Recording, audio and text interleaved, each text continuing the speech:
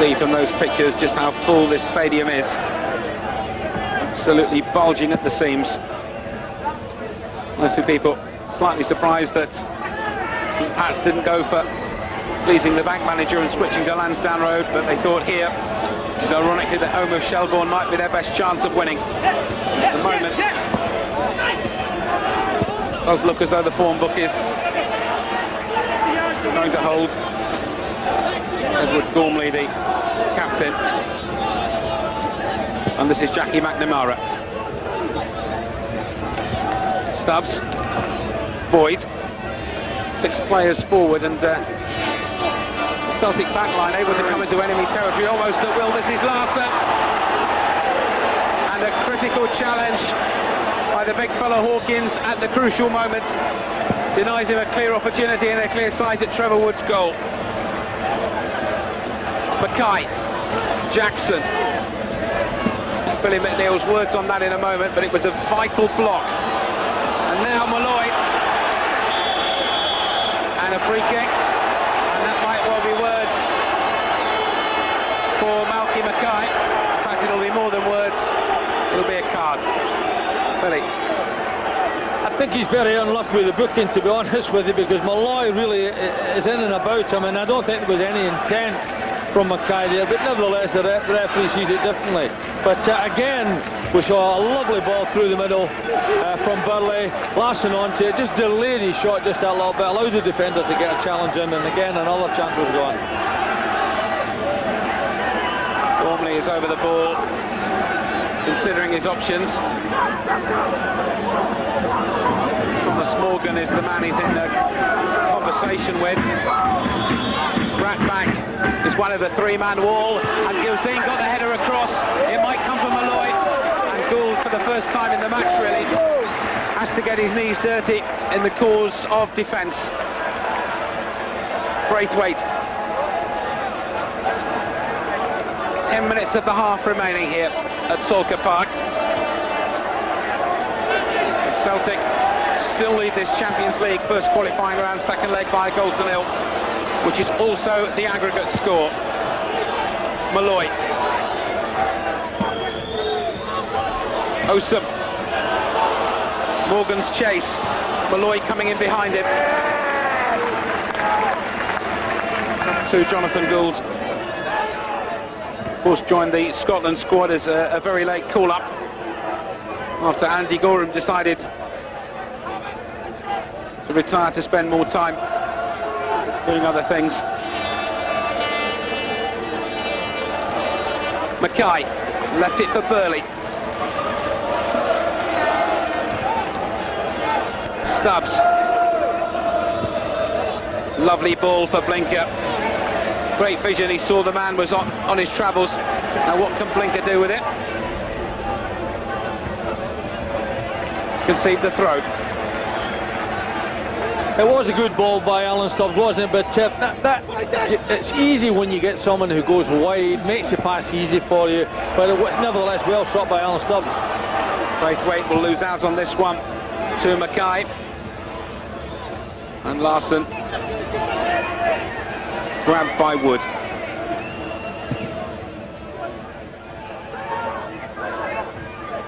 Mackay.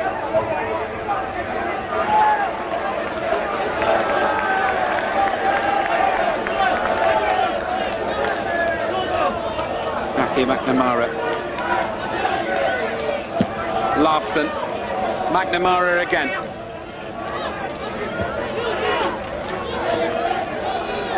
Mackay to Stubbs. Stubbs for Lambert. Boyd far side. Blinker down the flank if he wants him. Only really Larsson in the middle. But Boyd's won it again. This is Burley. Larsson is forward, but he's gone for Jackson. On the overlap is McNamara. They're queuing up for this cross in the box, and eventually it was over the top of all of them. Boyd was the nearest to it, and here comes Leon Braithwaite for St Patrick's, who, remember, won the Irish Championship on the very last day of last season at the expense of Shelbourne, whose home ground they're playing on tonight, as Blinker tries to play the ball through.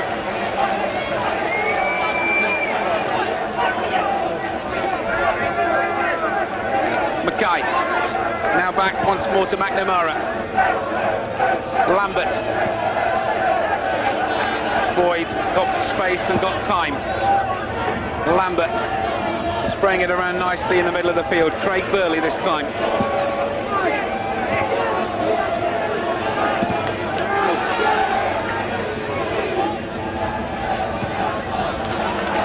Lambert and Burley and McNamara.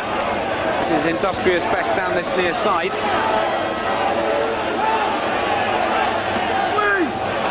And the ball for Larsson was asking too much. Osum across the challenge, but Larsson has seen him off. Hasn't got any real hope in the middle though. And Gormley's conceded the corner.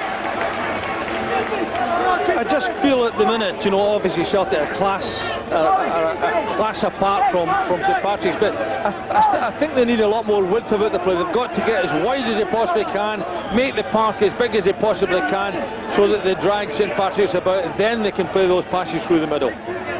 Richie Blinker entrusted with the responsibility. Again, Wood and his defender not quite on the same planet. Hawkins was quite relieved to see that, but this is Burley. Will it open up for him? It might, you know. And it's gone in from Jackson. Away.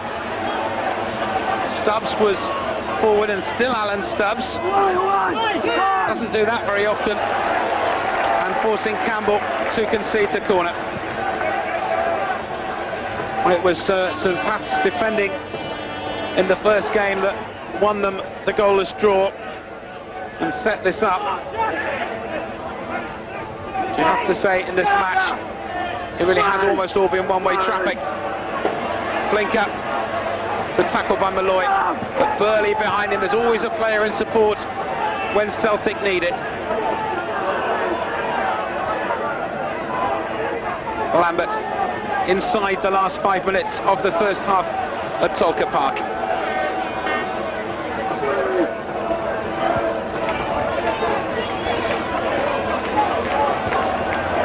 Burley. Braithwaite is still on the ground after that earlier one, and that is another corner. And these are important, these last 5 minutes. If they can get one more Celtic, they would probably kill it. If St Pat's could burgle one, what a second half we'd set ourselves up for then. Well, the one goal coming early was excellent, but it's not enough to coast on, and you really need the buffer of a second goal. McNamara then. And the heavy mob in, and again he wasn't quite decisive, and Stubbs' effort is not behind, and Trevor Wood, the goalkeeper, got the worst of that. But not for the first time in this half. He came for a cross, and his connection was anything but perfect. Well, that's right. He's not got that bit of height where he needs to get above big lads in that attacking area, and he's finding it difficult. But all credit to the defender. He stood up there and blocked Stubbs' effort to goal.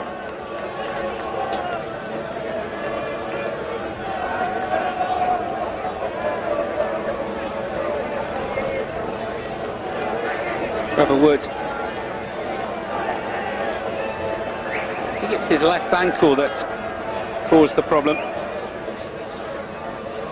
It's been with the Super Saints, as St Pat's are known, since the summer of '97, and as they charged to the title, kept 18 clean sheets in 33 games.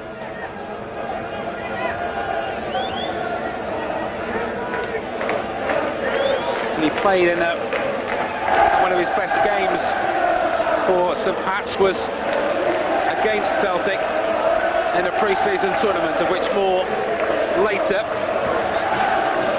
And now it's another Celtic corner.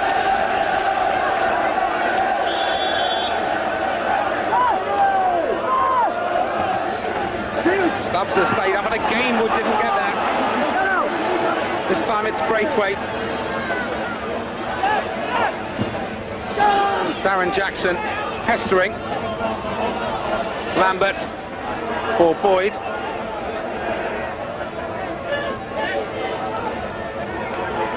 St Patrick's really haven't offered a serious threat in attack. It's been just like the first game, really. All Celtic attack. Last time St Pat's defence held, this time it hasn't. Just over 2 minutes of the half left. Blinker. And the cross, good header away by Hawkins. I think a lot of that young man at this club. And Larsson this time is penalised.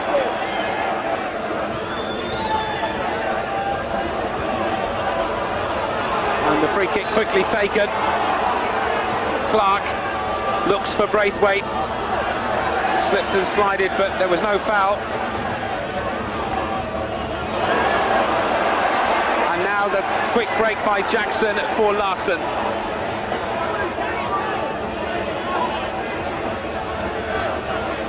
He's got all the time in the world as we move inside the last minute of the half.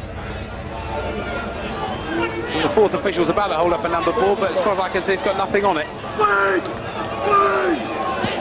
Somebody's got their wires crossed somewhere.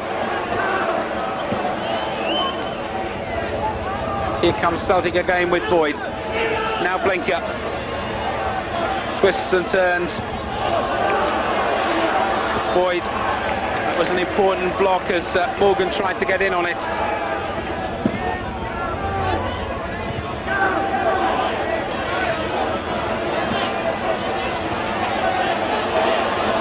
And away comes Osum for Campbell, for Gormley, for Morgan. Now Braithwaite is forward, so too is Malloy. What can he do with this? It's Braithwaite. Now it's the fullback Clark who's come to join the attack. And was menaced off it illegally by Blinker.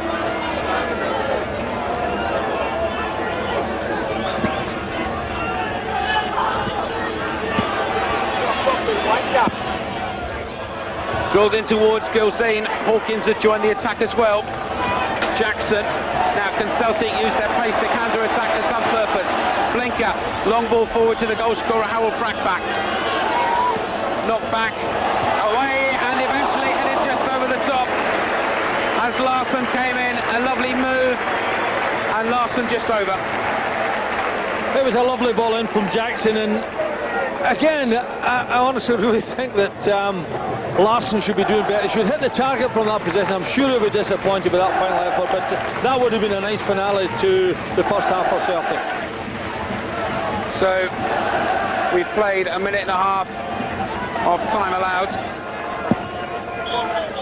And that Martin Russell, mourning the death of his brother, is warmed up on the touchline, ready to take a part. I think he will be coming on in just a second. And I'm sure that as he comes on, and so too does Keith Doyle, we can tell you that Doyle needs no introduction. If you watch that marvellous Republic of Ireland victory in the under-18 international against Germany at the weekend, he's come on. And so too has number 24, Martin Russell. So it's 23 Doyle and 24 Russell, the two players that are on. Celtic leading by a goal to 0. And a first touch for Doyle, who's gone into the left-back slot straight away.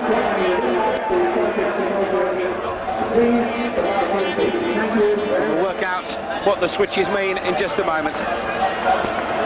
Hawkins clears for Edward Grimley. If you've just joined us, Henrik Larsson's goal divides the sides at a packed Tolka Park at the interval. And what it means as well is that it's the only goal of the tie, and that goal will be enough to take Celtic through to the next phase of the Champions League and a two-leg game against Zagreb, unless more goals appear. Well, the two men who've gone off for St Pat's are number 3, Paul Campbell, and also off is number 8, Thomas Morgan. Those are the two switches that have been made, and there is Martin Russell, for whom I guess this must be a very poignant night. And I'm sure that everyone here tonight will wish him well.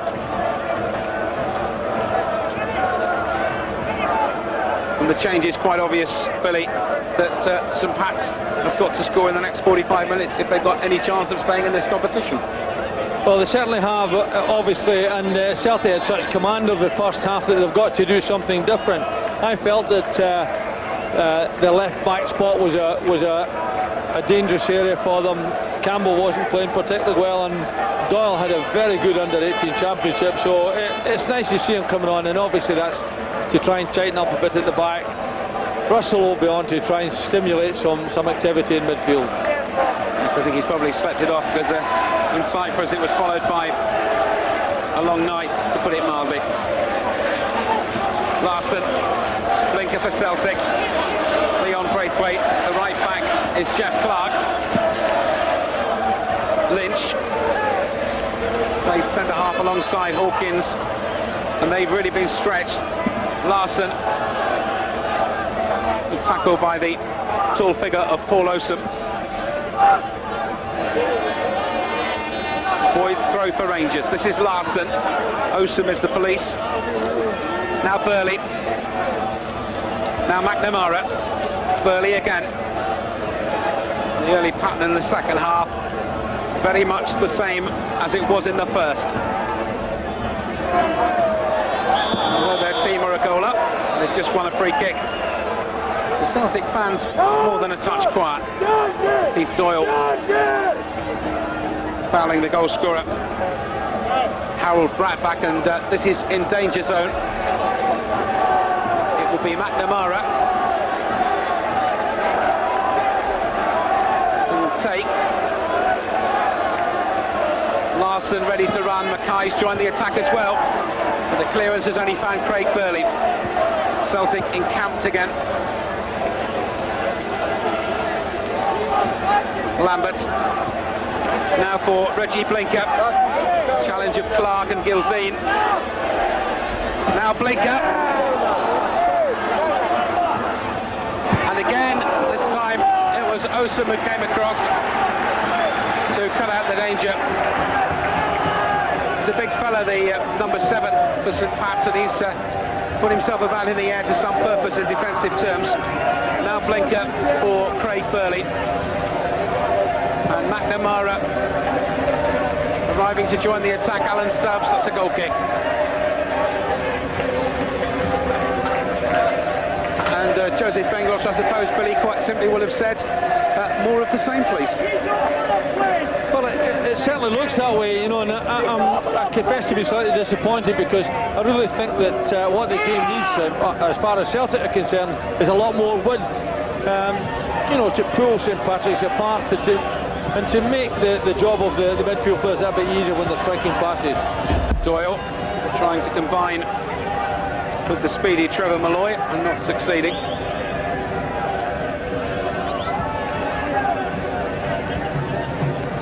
Boyd. As the rain starts to fall here in Dublin, you get the impression that it could yet rain goals in the St Patrick's net if Celtic get the bit between their teeth.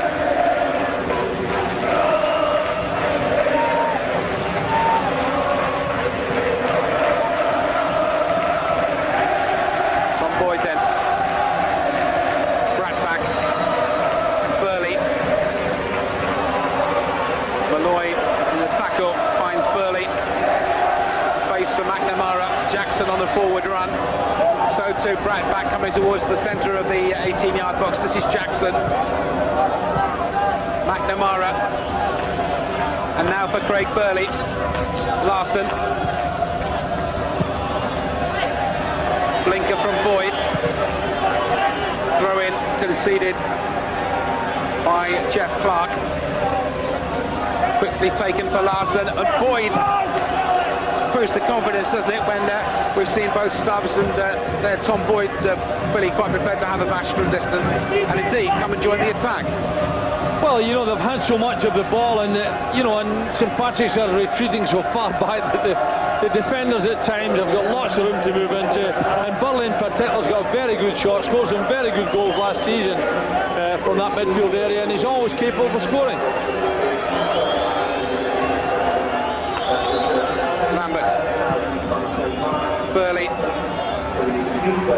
again. And Burley. Malloy won it. And Braithwaite not got much in the way of support. Malloy's gone on the end of it. Gilzine as well. Clark. As the rain lashes down. Osum back for Hawkins. And the break. Well, there's a poor ball in. Larsson was always going to be second to it, but Jackson for Celtic. Larsson. And away comes Osum. A rare chance perhaps, and he's won a free kick for the challenge on Osum.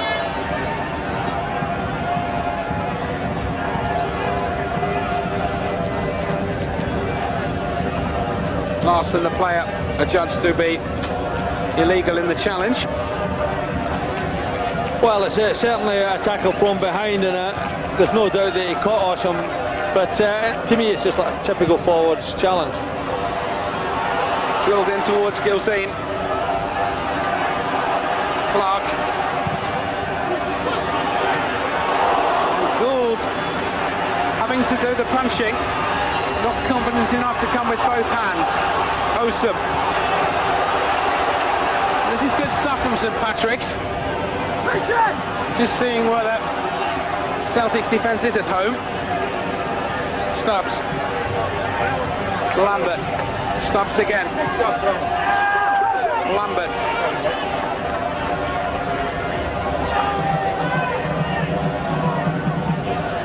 Eight minutes gone in the second half of this Champions League first qualifier. And that Celtic 1-0 lead, the only goal of the tie so far. And they've won another corner, conceded by Patrick Lynch.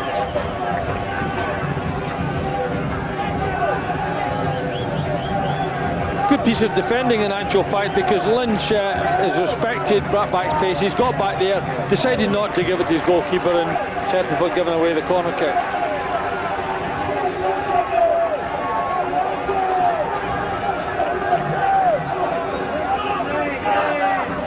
McNamara's corner for Blinker. McNamara again, and the clearance was by Lynch. That was an important one. But Gilzine's a centre forward, and look how far back he's had to come. It's all hands to the pump at the back for St Patrick's Athletic.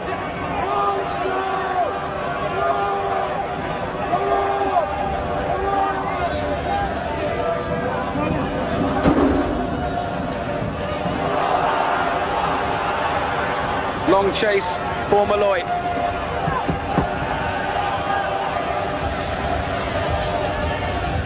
He'll leave the throw for Keith Doyle. Ryan Kerr, the under-18 Irish manager's here tonight, and of course was a former manager here. Here's one of his protégés, Doyle, and Braithwaite was the target.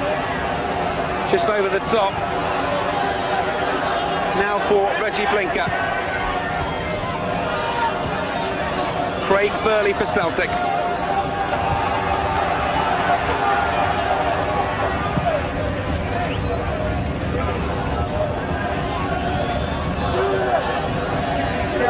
Larsson.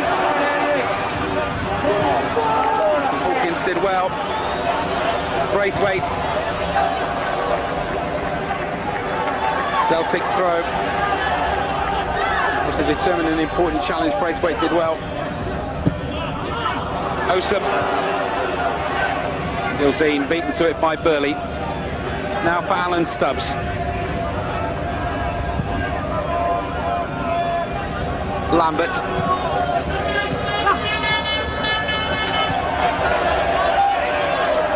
Blinker. Larsson, he left alone. This is Burley. Larsson, he's surrounded. Clearance was by Martin Russell. That's a nice piece of skill. Clark. Blinker went one way, the ball went the other. Stubbs, Burley, right back is forward, so's Larsson, so's Jackson, Good piece of skill. It's to no avail in the end.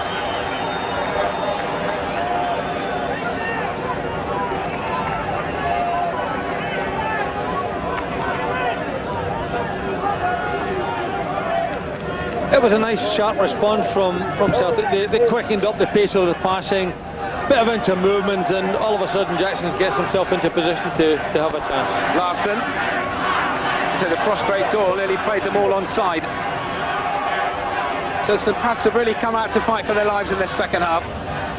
Osum already had more attacking moves than they did in almost the whole of the first 45 minutes. The Celtic, remember, also have an away goal. This is Gilzine. And Braithwaite not tuned in for that. Blinker. Lambert. Craig Burley. Jackson. Larson almost getting in between the two of them. Jackson, that's a good break. And this fella, Trevor Malloy, has really impressed. He's really got a lot of pace. Doyle, the youngster.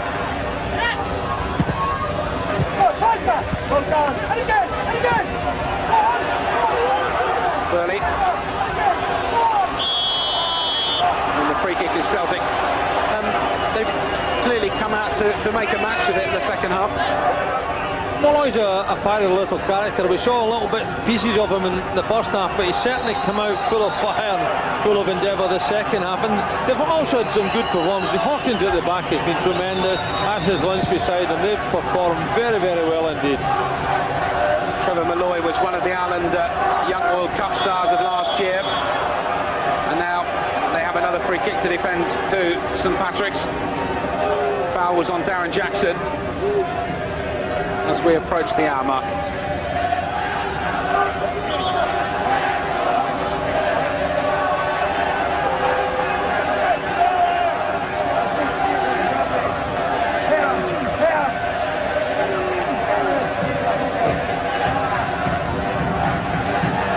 Paul Lambert is the man given the responsibility. Larson, Burley, and it's almost, for a moment I thought it had gone in off Alan Stubbs, and so did he. It's a corner. You say just for a moment, when Stubbs back-heeled it, I thought it was in.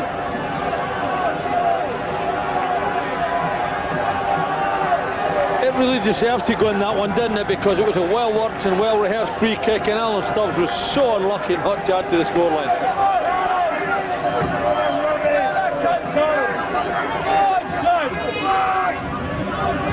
Osum clears McNamara's corner.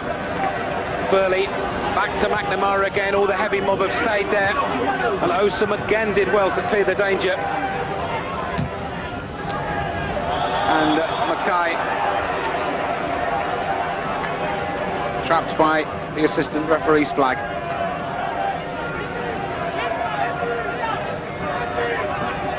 You know, Osum has done well getting back in there to help his defence, and really from corner kicks, unless it's been a particularly good delivery, they've coped with it well. But you know, we've not seen an awful lot from a midfield area, and that's where it's probably we haven't seen as many attacking moves from St Patrick's as they would have liked.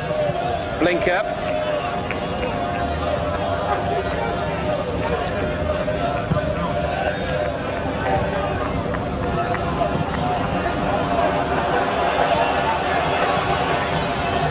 Again, released by Jeff Clark.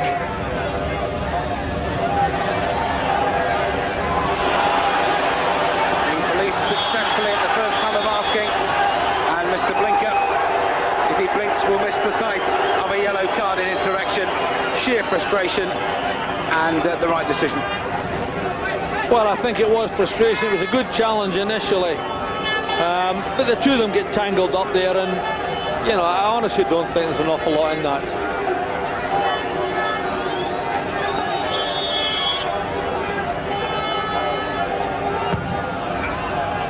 Free kick was by Gormley.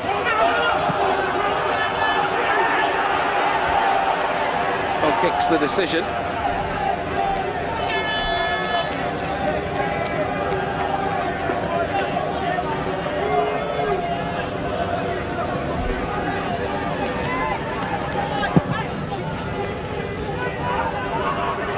Hawkins, Malloy, McNamara, Bratback lost out, and one is at the second attempt.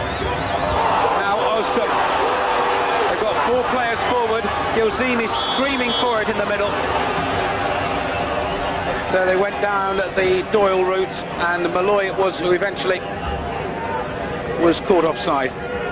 Well, St Patrick's were in a real good position there, and really Malloy should never have been caught offside. You can see right across the back, he stepped forward too quickly when it wasn't needed.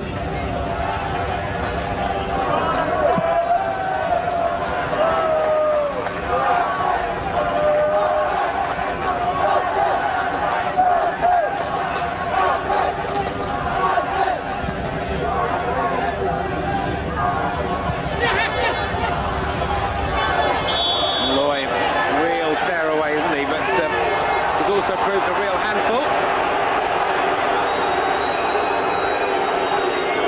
To look after himself in a spat as well.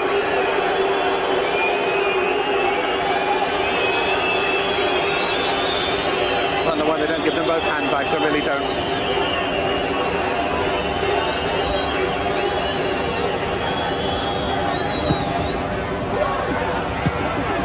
Away by Stubbs. And that's a St Patrick's corner. If they're going to have a threat, it's got to come from a set piece, because they've got some big lads and it's always difficult to combat the ball when it's in the air. Malloy's corner. Osum, the big number 7, has gone to join the attack and almost got on the end of it as well. And Russell can knock it back in. But Hawkins had no chance against the challenge of Tom Boyd. And Jonathan Gould with time to consider his next move.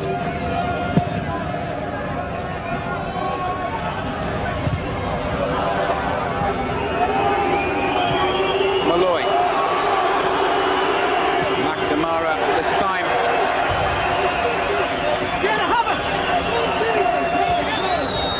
Consulting the safety manual. Malloy. Do the Celtic fans not like that? And he has been penalised for the foul on Burley, but he's gone over the mark a couple of times, but you can't fault the lad's commitment. No, he's very keen in this second half particularly. He showed a fair bit of ability, but I think those Celtic fans are just looking for something to cheer in. They're using him as bait at the minute. Here's Bratback.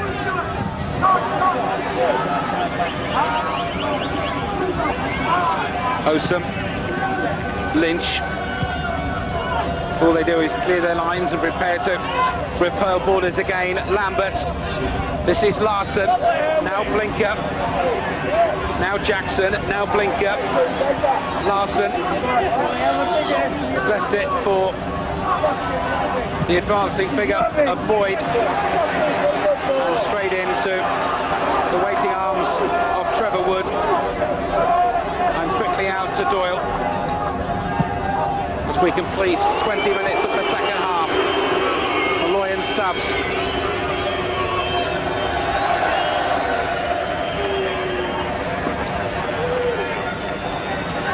Sensible refereeing, just making sure he's absolutely on the spot. Challenges like that, particularly when he's seen one or two, have been, how can I put it, slightly borderline cases in the last 2 or 3 minutes. Yeah, the referee just ensured that nothing untoward was going to happen there. But, you know, I must mention young Doyle, who came on at half-time. He's come on and settled into this game as though he'd been there all his life, and really has tightened up that whole left-back area for St Patrick's. There was the route down the right. This is Leon Braithwaite. Nice skill. And in the end, they settle for the throw. Taken by Clark. Gilzine. Russell. Clark. Under pressure from Blinker. Clark's cross. Headed away. McNamara. Stubbs completes. Now Larson. Lynch had to judge, could only find Jackson.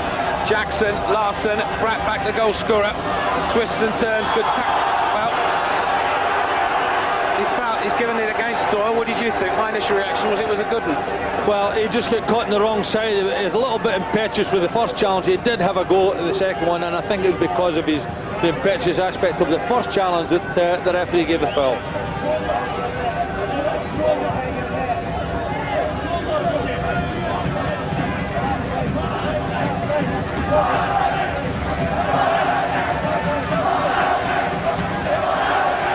Well, now we've got 4 men in the wall. Gilseen, in fact, we've now got 5 men in the wall, plus Larsson, who's an intruder.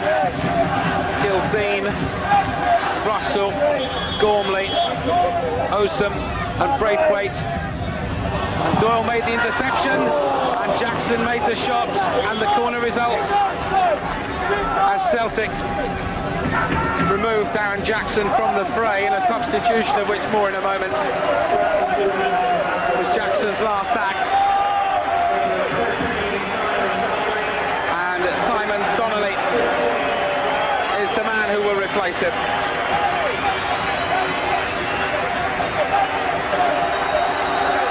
Get Billy's view on that in a moment, but the Celtic fans are pleased to see him. And he's got just 23 minutes to make an impact on this Champions League match. Away by Gilseen. Donnelly's first effort almost immediate in terms of results. Here he is in the middle of it again. Malloy makes on Lambert. This time he wins the free kick. Takes it quickly for Braithwaite. Put the linesman's flag up. That substitution, that's the man disappointed, Braithwaite. That substitution, thoughts on it, Billy? Well, I wouldn't have been surprised had Benglos done that at half-time in actual fact, because Simon Donnelly will supply width for them on that right-hand side. Very progressive, very exciting young player.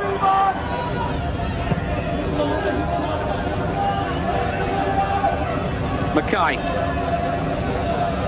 Boyd.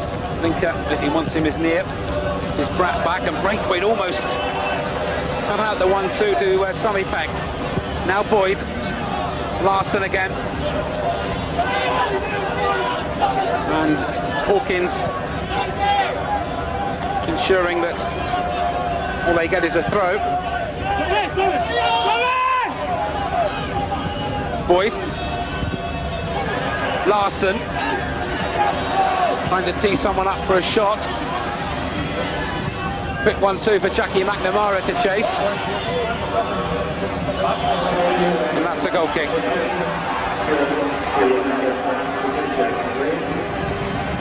There is Keith Doyle, who did so well for the Republic of Ireland at under 18 level. Got a sweeter left foot on a young player, certainly I've seen for some time.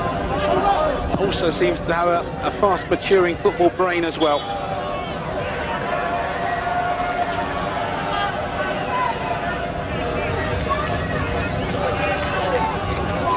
Martin Russell leaves the free kick.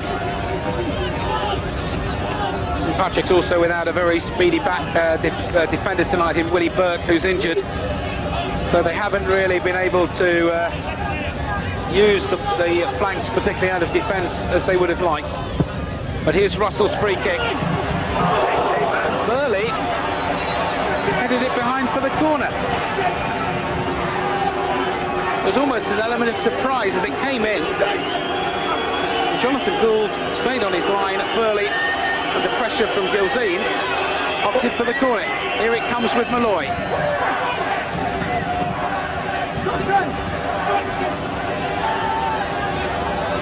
Boyd.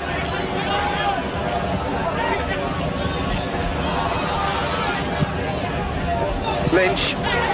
He cleared the danger. And all he's done is given Celtic another chance to attack. And Blinker has found Larsson, and this is a great chance, and that surely will be that. Larsson scores the second goal, and it was help yourself time really, because Henrik Larsson was left totally exposed. Reggie Blinker's ball in, the keeper came. Help yourself, Billy. Well, it was a beautiful ball from Blinker. He read the script right away, sent the pass in early, gave Larsson loads of room, but really I think the goalkeeper took a little bit of a brainstorm there. He was never going to get that. Always was Blinker's ball, Larsson's ball, and he took it so very, very well and comfortably scored. So Henrik Larsson makes it 2, and that surely will put Celtic into the second phase against Croatia Zagreb of the Champions League. 2-0 on the night here at Tolka Park in Dublin, and 2-0 on aggregate.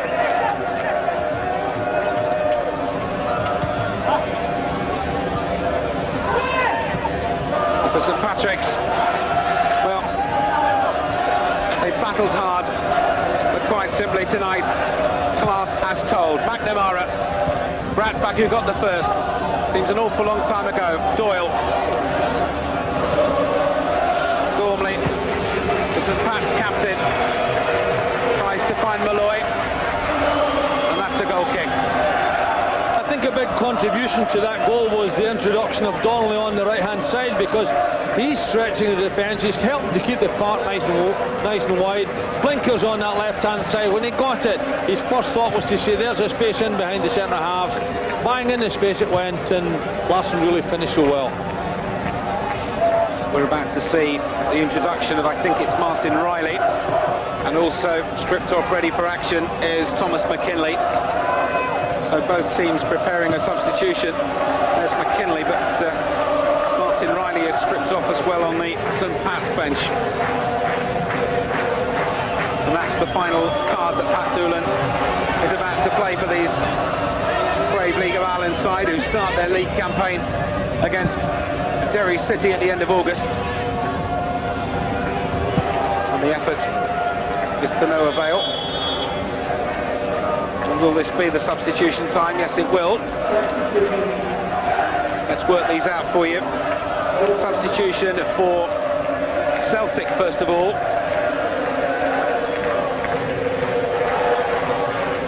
There's Martin Riley of St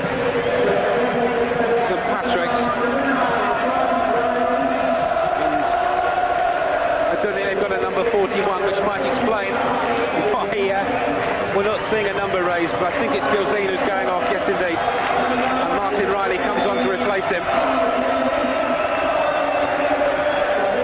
And coming on for Celtic is number 18, Thomas McKinley, to replace Reggie Blinker. And so what it means is that St Pat's have now played their hand, and they've got a quarter of an hour remaining.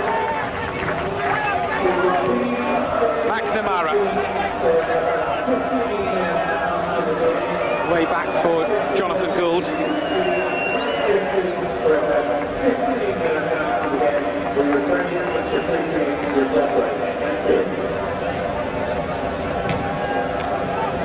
There is Thomas McKinley, and this is Osum for St Patrick's. Braithwaite.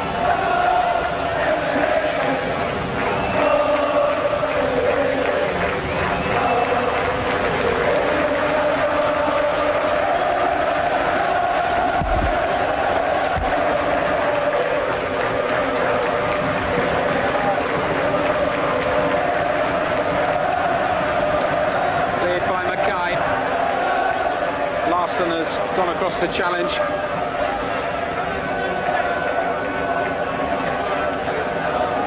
Would Joseph Benglos, do you think, Billy, feel pleased or an element of relief? I think there'll be a lot of relief in it.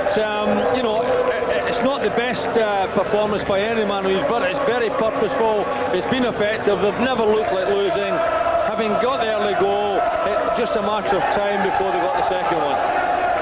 Let's face it, we're talking about one thing only, aren't we? Winning. Cup matches, nothing else matters. The supporters won't remember how you played. All they will remember is that you won. And they're currently 2-0 up, and that, of course, is also the aggregate score in this Champions League first qualifying round. And they look to be set for a match over 2 legs against Croatia Zagreb.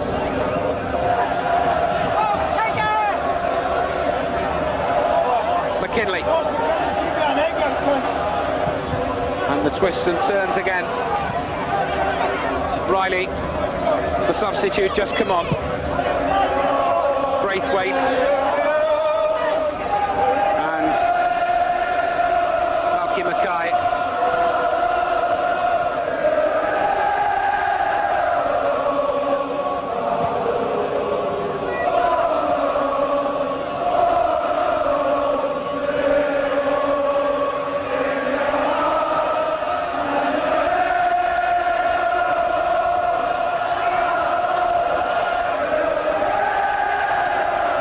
Cheers from the Celtic fans have now burst into song. I just get a feeling it'll be a long night of partying for a large number of faithful, either inside the ground or who have watched the match in either Scotland or Ireland, where they got such huge support. Burley, Larsson, slung across, important boot in by Doyle.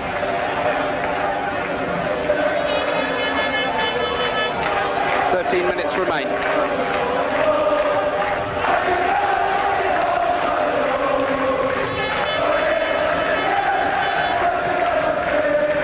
Well, the songs weren't the nice kind in the first game. But a chance to make it 3 goes begging.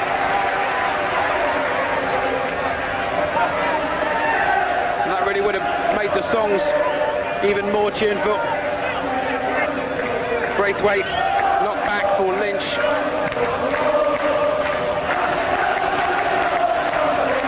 Russell for Doyle. Russell again, and Braithwaite against Gould. Easy meet for the Celtic netminder, who hasn't had very much to do. Did flatter to deceive slightly in the opening phase of this second half. Celtic have coped competently. Burley knocked forward for Larsson. Donnelly. Malloy got past him and did well. Certainly proved a handful, even though he has stepped across the line on 2 or 3 occasions. Now Osum.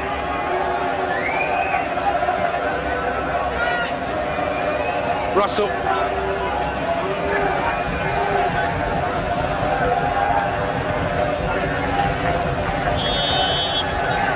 And the flag. Do you think Dr. Joe will be happy, or do you think he'd like to get a couple more just to keep the singers singing the right sort of songs for the rest of the evening? Well, he'll be satisfied with the performance, because it's been a good solid performance, I mentioned earlier. 2 goals wouldn't do any harm. Larsson, still Larsson. Wood hasn't got, but nobody in support.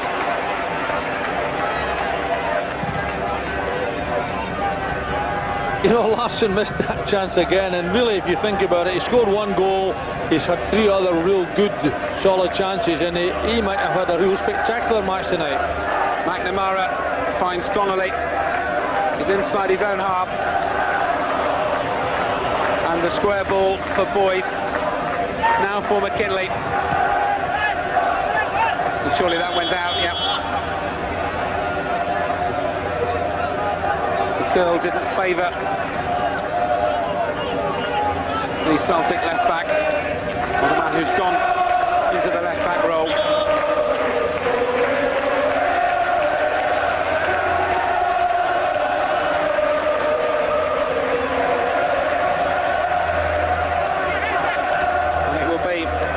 Canadian international defender Jeff Clark. Lynch. Square to Keith Doyle. Malloy.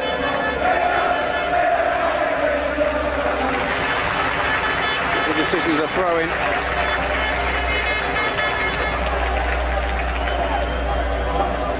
As the Celtic fans start to drift away, many of them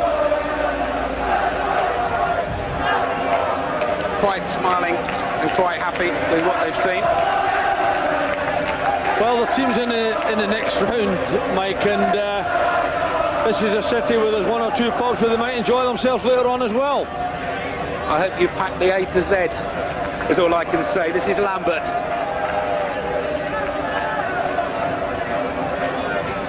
Square to Mackay. McNamara.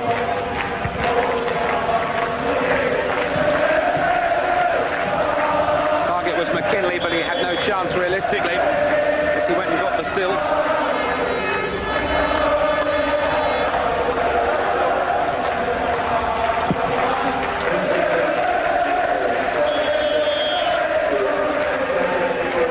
And the free kick for Celtic once more.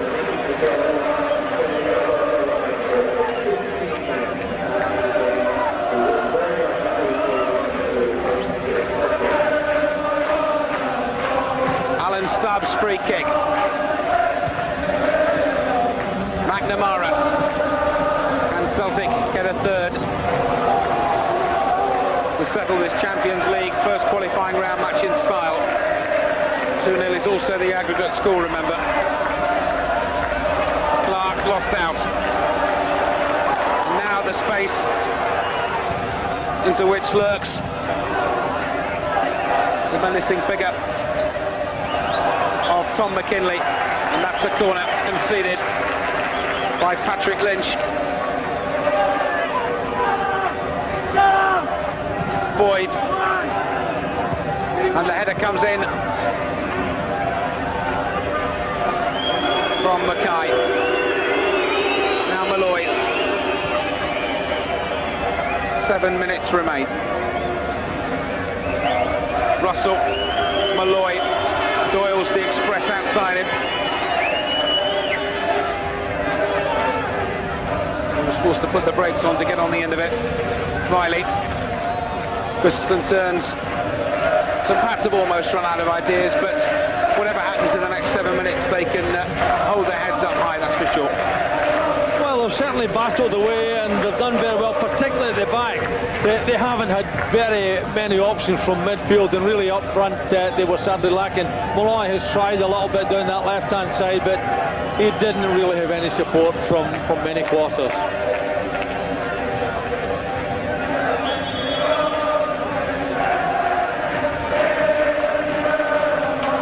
Free kick is Osum's for the challenge on Larsson.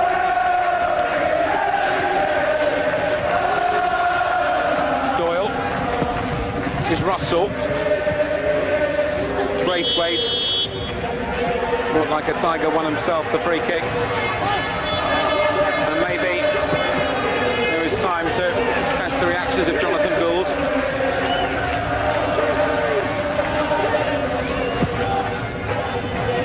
And Braithwaite was the target and nearly got on the end of it as well. This is Malloy. Russell went charging in. Craig Burley comes away with the ball, and there might be something on here. Brackback was charging in. I don't know whether he had longer than he thought he'd got, or whether it just was an error. I think he was trying to make a pass to Larsson. He saw Larsson come through the inside right channel, and I think he was just trying to knock the ball into him. Here's Larsson's cross. Away by Clark for Osum.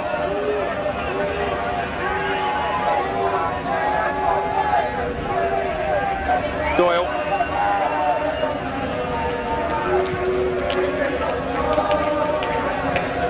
Hawkins. Gormley. Malloy. He's probably run further than any of the Irish team tonight. He's given the free kick against him.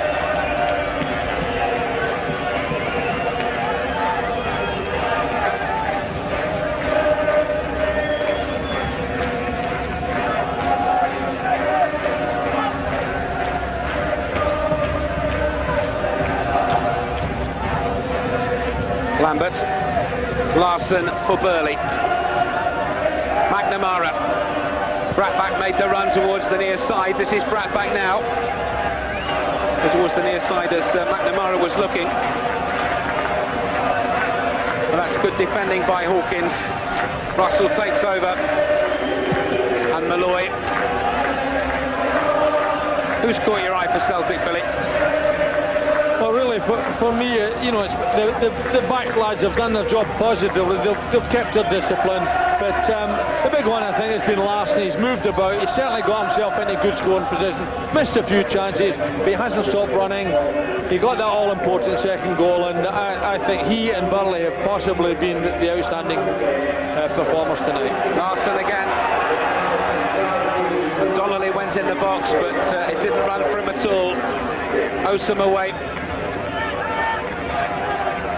Russell, Riley, Braithwaite against Stubbs. And again, this time Riley came to help, and Celtic have it with McKinley for Stubbs, for Boyd.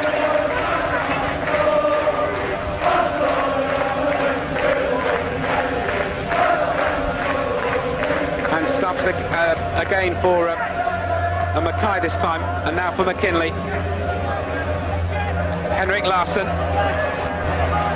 Now, will he go himself, or will he try and tee it up for somebody? He tried to tee it up for Craig Burley and failed. And for the first time, Doyle has found the high street.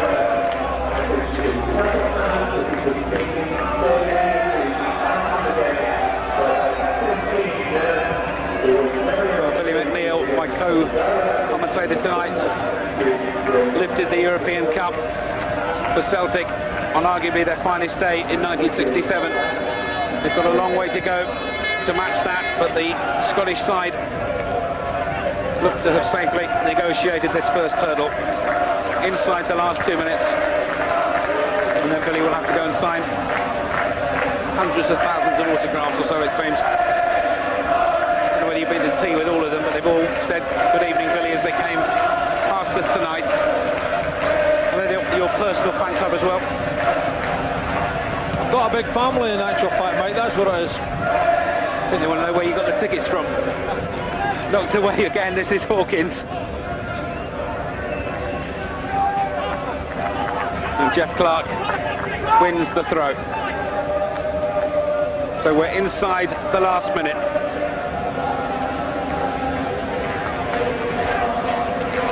Donnelly.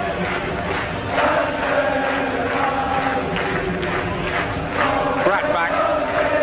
Lambert. Now what can he do with it?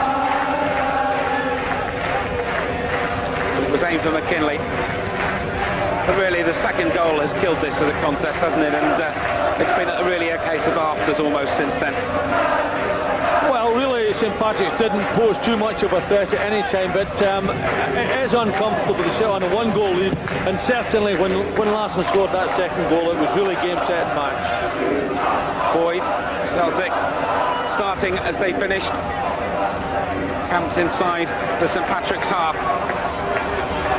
Although I was half expecting the tent and the barbecue at one stage to arrive, because I think they came to the duration. Gormley, or Malloy, certainly one player that I should go home tonight with plus memories of. This is Burley. Donnelly. Now, will he open up for him, or will he give it to Bratt back? Donnelly still going. And an important block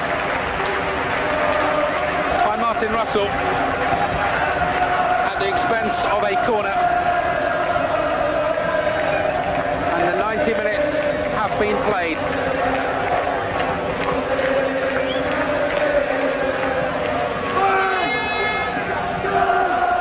And it's come right across from Donnelly, and the shot in the end was by Jackie McNamara. And now it's just a question of how long the Finnish referee will allow us. In the end, very briefly, Billy, justice done. Celtic comfortable.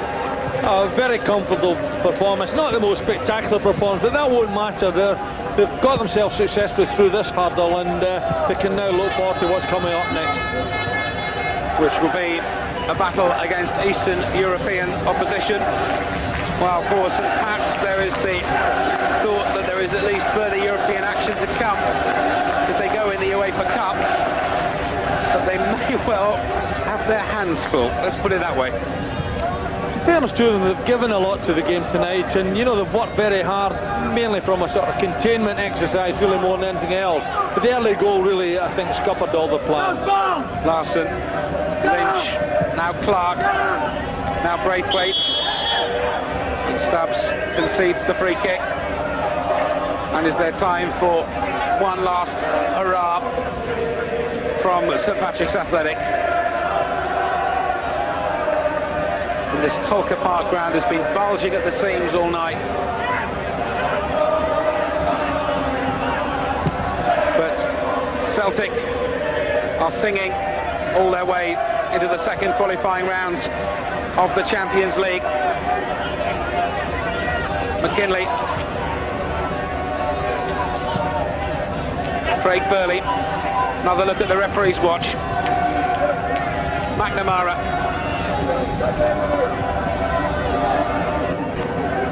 Any moment now, the next whistle you will hear as Mackay finds McKinley. The next whistle you will hear will be the final one. Headed away by Hawkins for Russell, and Martin Russell, who's had a horrible week, brings the match to an end with a match that has been really excellent in many ways, but Celtic too strong. Victory courtesy of Brad back in the first half, Larson in the second. St Patrick's Athletic 0, Celtic 2. Celtic 2-0 winners on aggregate as well, and it's Celtic who go through, but St Patrick's go out of the Champions League with pride.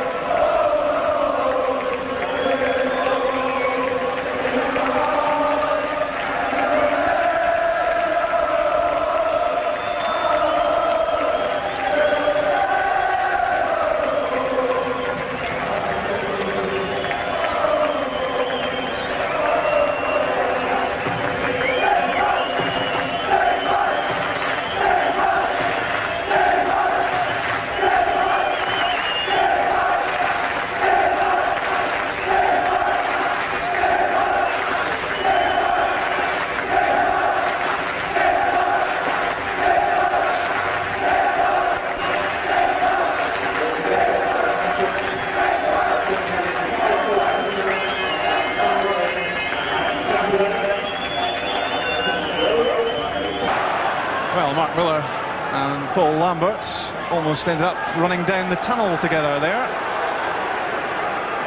And Lambert wagging his finger in the direction of the Dunfermline dugout. Obviously words were had there. There was shirt tugging.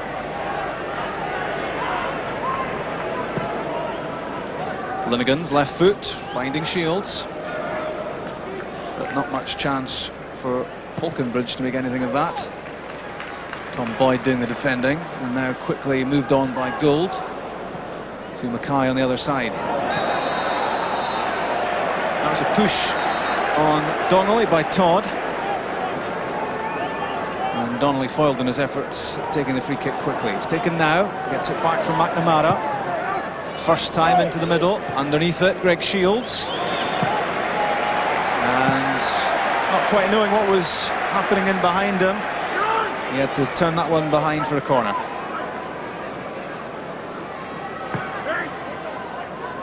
Back from Blinker to Burley. Well weighted pass from McNamara.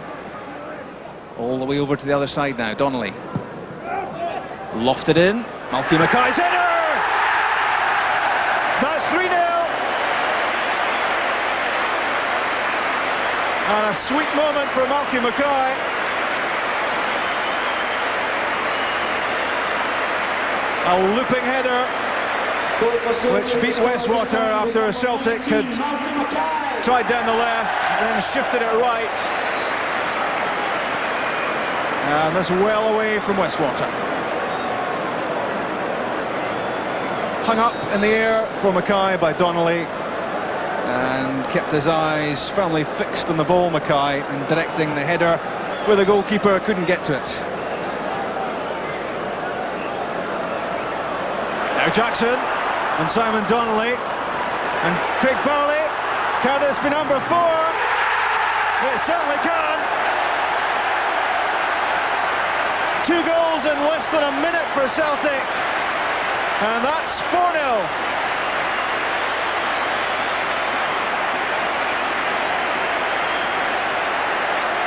Celtic were hoping for a championship party with the unfurling of the flag beforehand, and that's now the way it's turning out. A second goal for Craig Burley, and 4-0. Set up by Donnelly, and never much doubt about where that was heading. And this is no more than Craig Burley deserves. It's been a 5-star performance from him. Just a minute of the regulation 90 left, plus stoppage time to be allocated. And Celtic, who struggled to make the breakthrough in terms of goals, have reaped rich rewards in the second half. Long ball from Malky Mackay. Darren Jackson working it on to Burley. And that's the hat-trick! 3 for Burley, 5 for Celtic.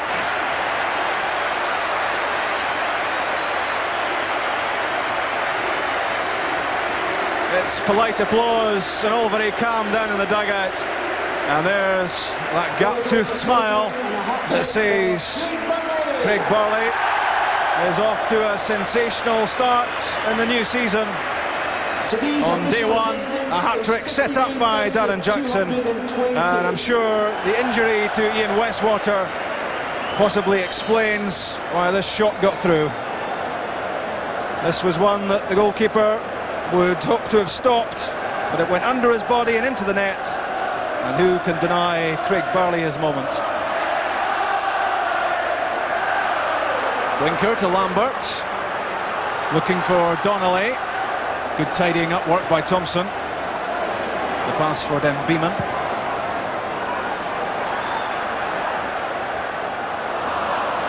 A bit too much from Paul Lambert there, and surrendering the ball to Ferguson.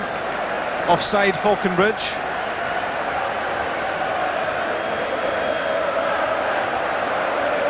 He wasn't a popular figure when he held up the celebrations last season for Celtic, but he hasn't been able to do much damage to them today.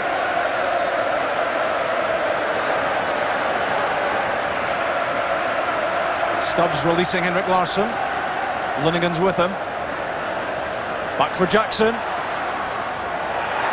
The chip shot from the edge of the box. Well worth the effort, and especially when you see Ian Westwater hobbling. And this was well judged by Jackson, and it was a difficult job for Westwater to prevent that crossing the line.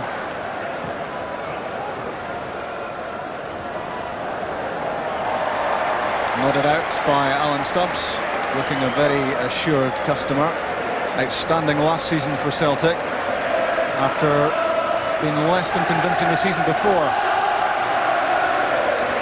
Now Ferguson for Dunfermline, but it's all gone for Dunfermline, and the season starts in some style for Josef Venglos and for Celtic. They couldn't have hoped for more. Simon Donnelly scored the first goal of the second half after Craig Burley had opened his account in stoppage time at the end of the first. At that point, the floodgates were opened. Malky Mackay nodded in number 3. And then it was the Craig Burley show. He scored number 4 and 5 for Celtic. That completed his hat-trick. A performance of true quality from Craig Burley. And the same can be said of this whole Celtic side. Lots of poise, lots of assurance, lots of confidence. And they're going to take a lot of beating as they set out in defence of the title in this new Scottish Premier League campaign. Dunfermline have quickly left the scene.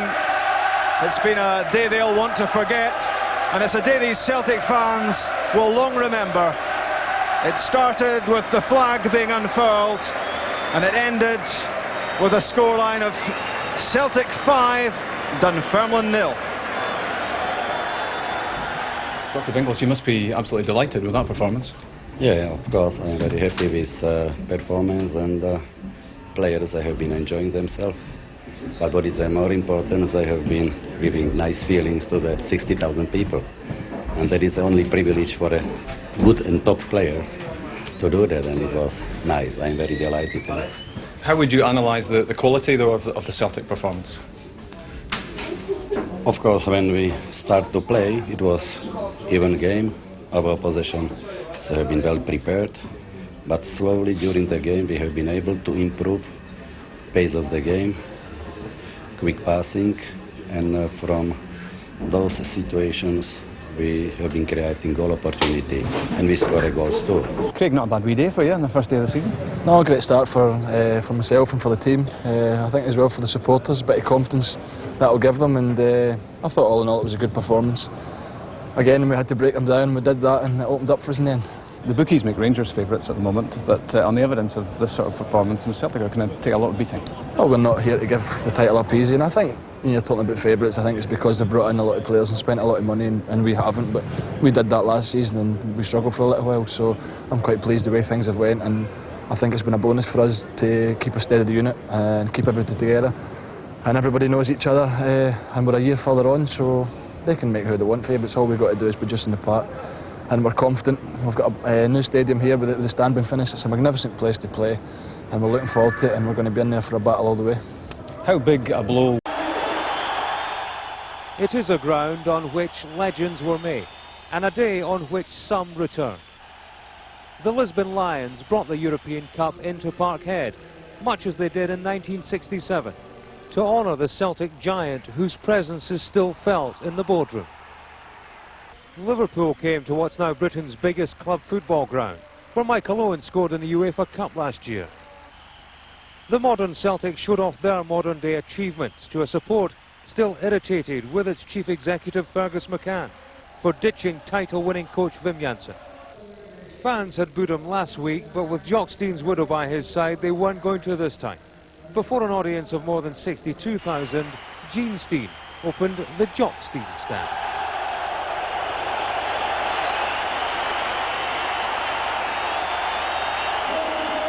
We're delighted that we've named the stand in honour of Jock Stein. I think it's only right and correct, but I think the fans realise that too, and respect and responded accordingly.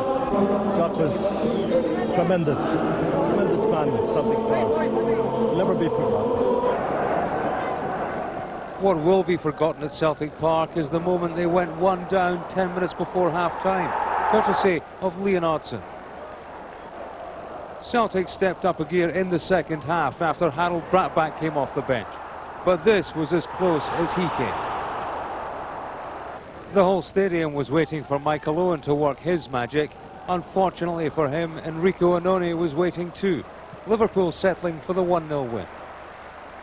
We were very happy to win, of course, because the moment we're trying to get as much confidence as we can before the league starts.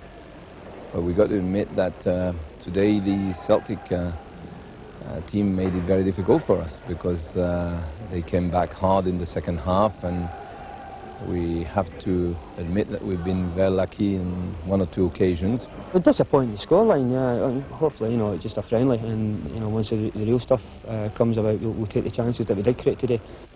The real stuff coming in midweek with the next qualifying round for the European Champions League, something that didn't stand in the way of the... The players also boycotted the official UEFA press conference ahead of the Zagreb match, leaving captain Tom Boyd to speak in their behalf. The course of events yesterday would have told the nation of many months of trying to resolve the situation in an amicable way for both players and club.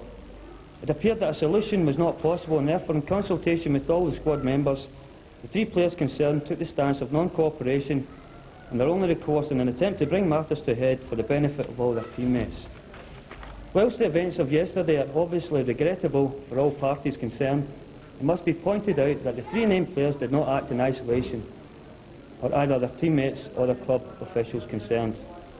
The figures that were quoted yesterday were incorrect, and this is signed on behalf of the players of Celtic FC. Lisbon Lions looked on.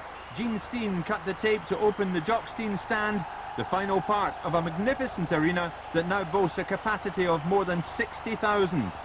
The visitors were Liverpool. Davy Provan reports. This was Celtic's last match before their Crunch Champions Cup tie against Croatia Zagreb, and they might have taken an early lead when Craig Burley put Henrik Larsson in. Brad Friedel made the block. When the opener came though, it was at the other end after 35 minutes when Oyvind Leonardson made an excellent supporting run from midfield to scramble the ball past Jonathan Gould.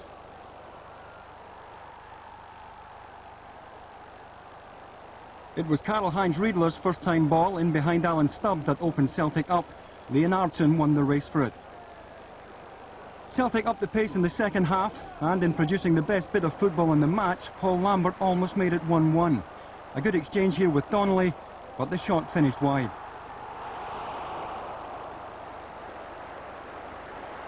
And Donnelly was involved in Celtic's next chance when he released substitute Harold Bratback. The Norwegian was robbed by the post. But Bratback should have done better shortly afterwards when Craig Burley put him through on Friedel. Once again, the striker's finishing was called into question. There was one last chance for Michael Owen to double Liverpool's lead, but like Friedel, Gould stayed up long enough to make the save. 7 days earlier, another full house at Celtic Park had given Fergus McCann a hot reception as he unveiled the championship flag. Celtic's chief executive gave his reaction to inside Scottish football. It's disappointing. I think I'm disappointed for all the folks who worked so hard, particularly to get the league championship and also to have the club in the position it is in just now. But I must tell you, I've been very heartened by, touched by the amount of volume of correspondence I've had since then. A massive number of people felt that they had something different to say and they were very supportive. So I think that's part of the game, I'm afraid, in football.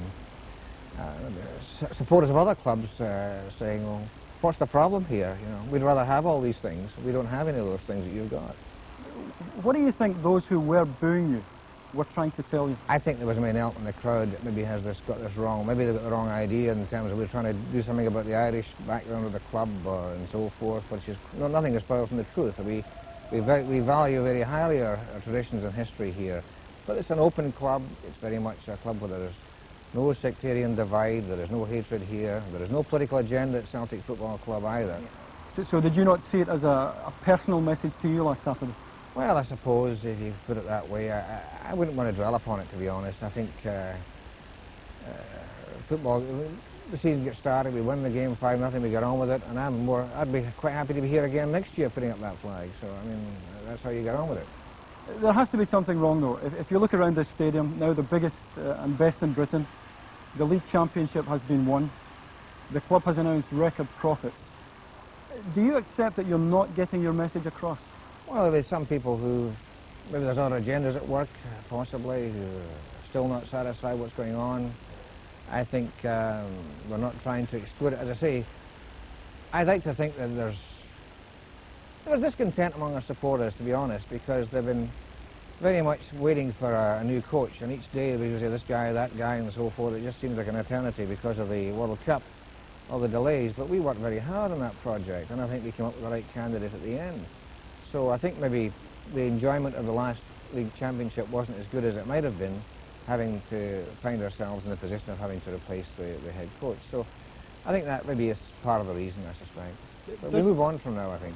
Does your image bother you at all? I mean, surely were you to leave here under a cloud, given your contribution to the club, it would leave a sour taste in your mouth, surely? Well, I think that, I look upon it this way, that the reason I came here is still the same reason. It's an honour to work for Celtic Football Club.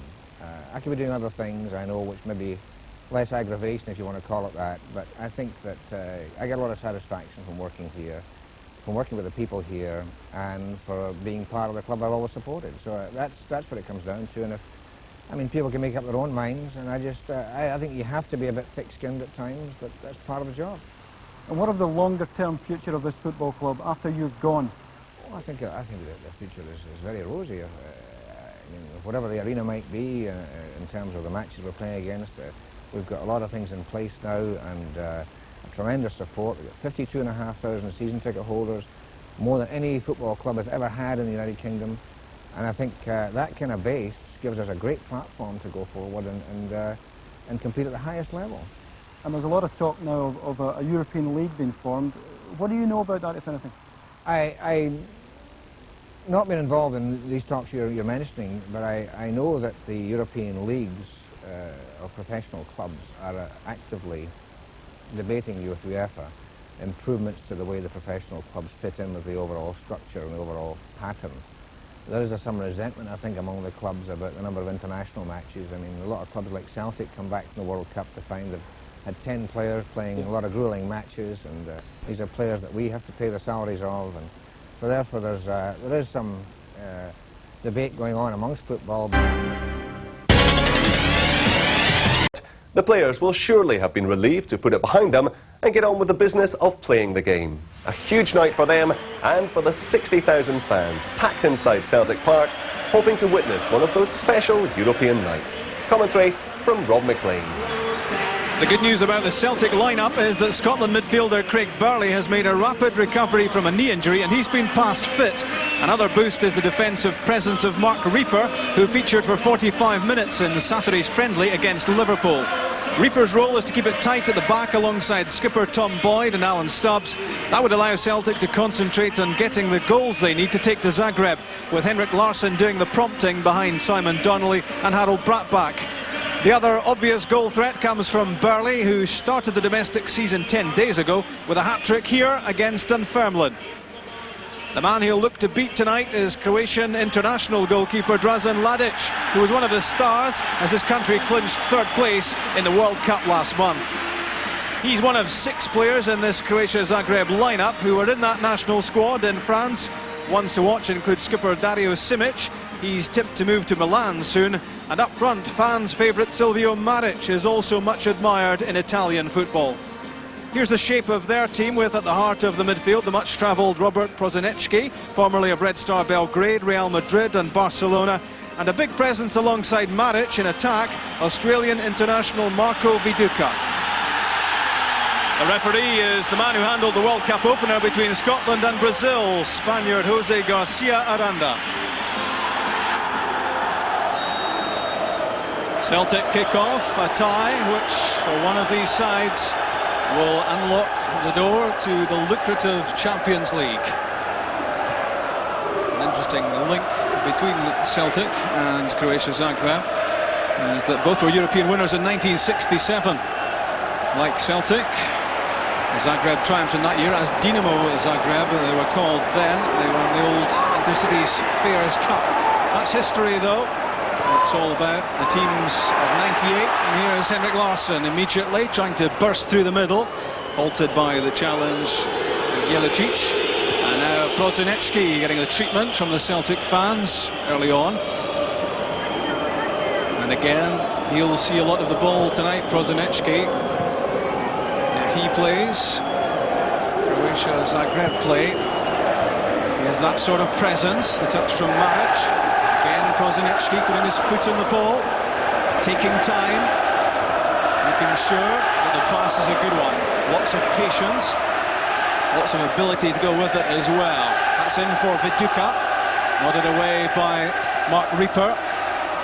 Celtic should be more solid at the back for Reaper's presence. Quickly out from Jonathan Gould to Jackie McNamara. Burley in field, gets it back from Henrik Larsson. Paul Lambert in close attendance. Tom Boyd and now Reggie Blinker. Blinker given a chance to stamp his name in this Celtic side under Josef Venglos. Pretty much a bit part player latterly under Wim Janssen. Good touch from Burley. Simon Donnelly battling to keep possession. Strong play from him.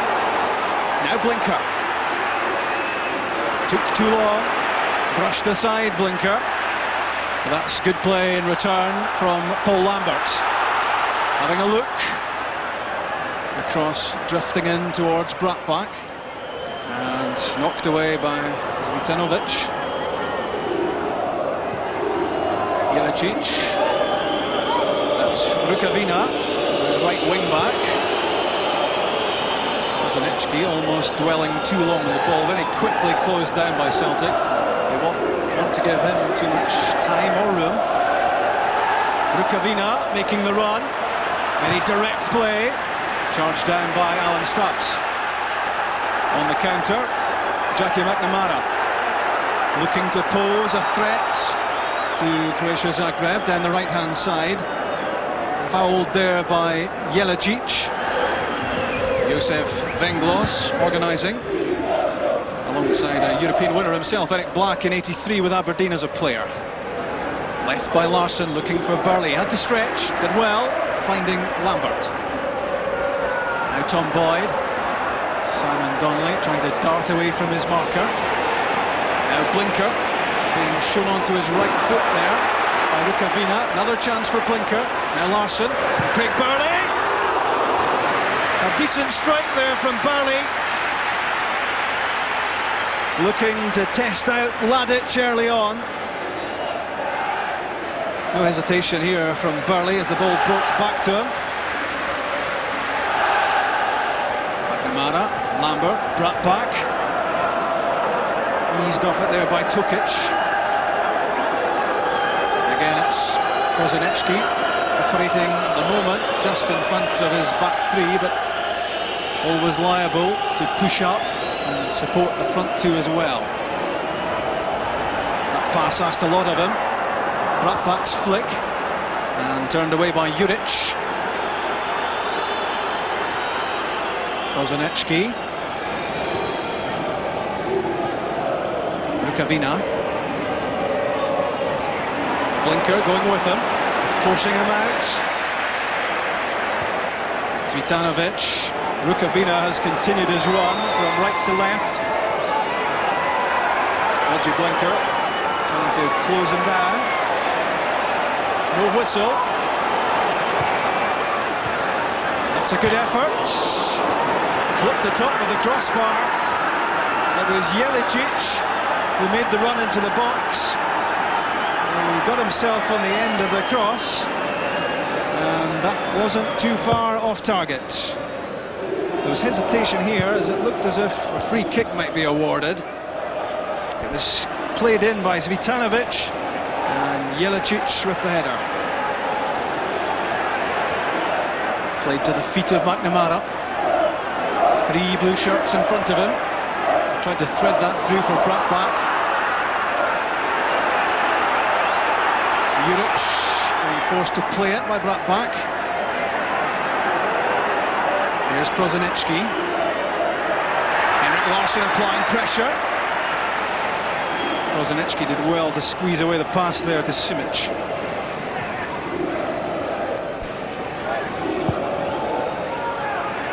Bratbach read that well.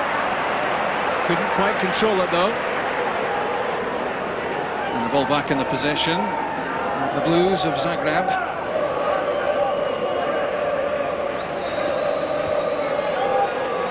Jurcic wearing 24, one of the sitting players in the central midfield area, alongside Kozanecki. Good anticipation there from Tom Boyd. It's a good one, right at the heart of the Croatia Zagreb defence. Free kick given against Krunoslav Jurcic, not happy with the ruling. But that was all down to this direct run from Boyd and forcing Jurcic into that challenge. Lambert with the free kick, didn't find Larsson. Jelicic was in the way, and Larsson fouled him. Zvitanovic doing a bit too much on the ball, robbed by Donnelly. And now Craig Burley trying to make things happen for Celtic. Lambert, Blinker, looking for the ball over the top, gets it. Needs to deliver a telling ball into the box. Bratbach foiled. Good anticipation there by Tukic. Blinker again. Disappointment there on the final ball from Blinker. He had two chances in the space of a minute there to really hurt the Croatia and Zagreb defence, and it just didn't happen.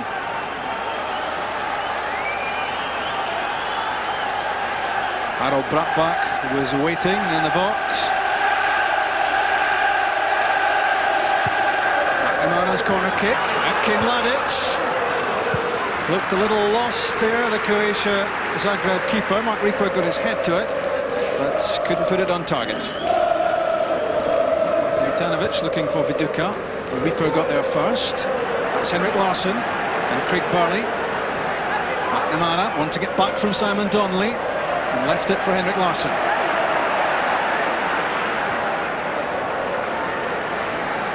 Celtic still searching for some penetration.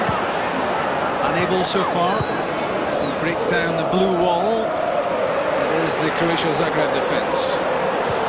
Burley and Blinker. Celtic know they may well have to be patient. It's Burley again. Got that away just in time. Good linking play through the middle. And now McNamara. Burley just in front of him. McNamara having a shot time. Good ball. And picked out of the air by Mladic. In behind him was Bratbach, and the goalkeeper knew the handling had to be first rate here, and it was. There's the Croatia Zagreb bench with Zlatko Kranjčar, the coach who's played against Celtic for Rapid Vienna in his playing days. It's a foul by Craig Burley. A wild challenge, unnecessary really, and that will be viewed as an unnecessary yellow card for Craig Burley. He's booked for this challenge. There was really no need for it. Infield from Blinker to Burley. For Bratbach. McNamara going between Prosinecki and Maric. Now Lambert. Looking to bring Reggie Blinker into play. Needs a good ball in. Donnelly's flick. McNamara, shooting chance! Charged down by Tukic. Now Craig Burley trying to work himself into a shooting position. That's well won back by Jackie McNamara. Well, that seemed fair enough from McNamara. It looked as if he'd won the ball. Garcia Aranda giving a free kick. This was the McNamara effort across goal, which could well have spelt goal number one had it not been charged down. And this looked fair as fair from McNamara as he battled back for possession. Stubbs, Boyd, and now Burley. Lots of movement up ahead. Celtic ringing the changes. To get some freedom for the strikers. It's a good run. Claim for a handball from Tom Boyd, just a yard outside the penalty area. Tom Boyd was utterly convinced as soon as he played the ball in that came off the arm of Juric. And an interesting set-piece situation this. Tom Boyd has been very determined so far, pushing forward at every opportunity. Reaper and Stubbs in the middle. Larsson and Blinker over the ball. In from Henrik Larsson. The head of Tomislav Rukavina, knocking that behind. The volume turned up inside Celtic Park. Hoping that Celtic can make something of this. Reaper waits. The delivery from Jackie McNamara. No real challenge on Mladic. That's a disappointment for Celtic. Unchallenged as he took the ball out of the air. Prosinecki chasing. Here's Maric. Looking for it back from Jelicic. Tom Boyd's with him. Prosinecki Still has it. And in the end, settling for a corner kick because Craig Burley was not letting go. Prosinecki played for 10 years outside his homeland. Came back a year ago to re-sign with Croatia Zagreb. Corner kick quickly taken. Some half-hearted claims, I think, from the Croatians for a penalty kick. A few worried looks among the Celtic supporters. It was a clever corner kick, but it looked very much as if Rukavina made the most of that. Brought back doing well. Surely he was held back by Simic. Gets it back though from Simon Donnelly. It's brought back. The whistle had gone already, and that's maybe a relief to Harold Bratback, who sliced his shot wide. Well, in Bratback's defence, the whistle had gone, because when he did get himself through on the end of Donnelly's knockdown, that was a poor attempt. Now Maric, Reggie Blinker getting back. Rukavina, what a well-timed tackle that was by Tom Boyd. Superb play from him, and he's off and running. Squeezing that in, and turned away by Jurcic. No one's been more impressive for Celtic so far in this first half than Tom Boyd, and appreciation from the supporters. That's a clever pass from Jurcic. Here's Maric. Holding off Lambert and bringing Jurcic into play. That's for Viduka on the chest. What a chance that was! The closest we've come to the opening goal, and a real sign of the threat in attack posed by Viduka. He's a big man, but Celtic know well that he has a good touch in front of goal. One touch to cushion it on the chest, and then the hook shot just wide. Tokic, who picked up a booking earlier. Jurcic, Juric inside, and up ahead it's Viduka. Managed to get that away. Now Prosinecki. Zvitanovic is in the left side position. Prosinecki shaping for the shot. Good effort, and palmed away by Jonathan Gould. No doubting the ability of Prosinecki, and he just found the half yards to send in that curling and dipping shot. And Gould needed full concentration to make sure this didn't end up in the net.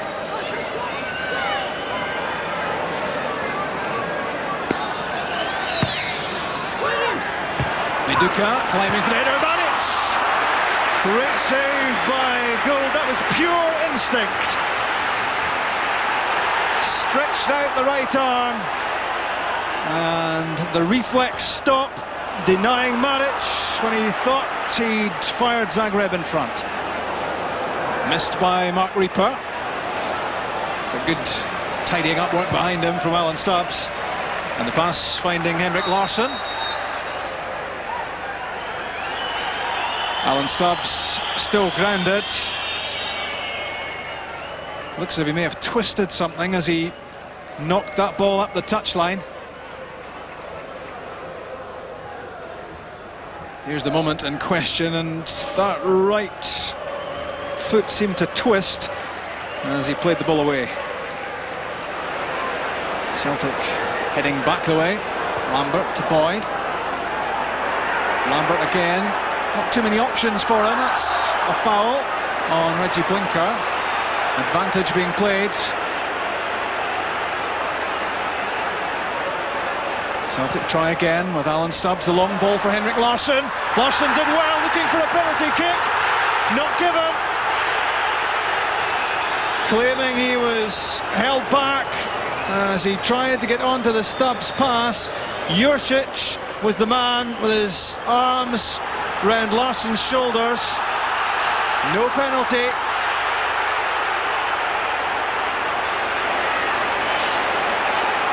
Blinker trying to get outside Rukavina. And jeers from the Celtic supporters. Not too impressed with the service being offered by Blinker to Larsson and his strike colleagues, Donnelly and Brattbach. A thoughtful moment for Josef Venglos.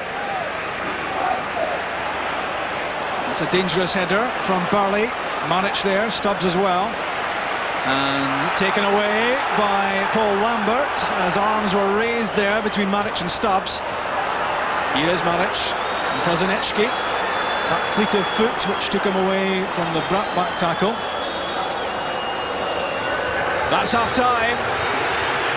Goalless at Celtic Park.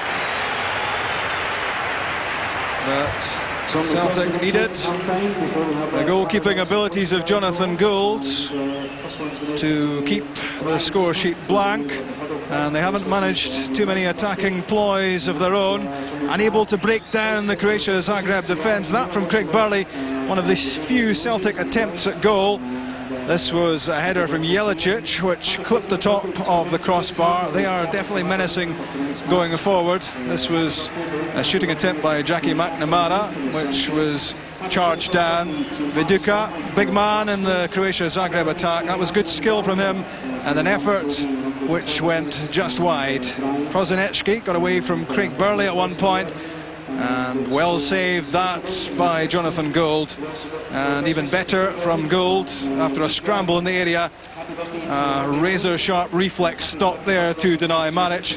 Celtic with a penalty claim right at the end of the half as Henrik Larsson appeared to be held back, so no doubt about the threat posed by the visitors, and Celtic really still to get their attacking game on the road. Half-time at Celtic Park. Celtic 0, Croatia Zagreb 0. Right at the start of the second half, Celtic make a change. Darren Jackson on in place of Harold Brattbach.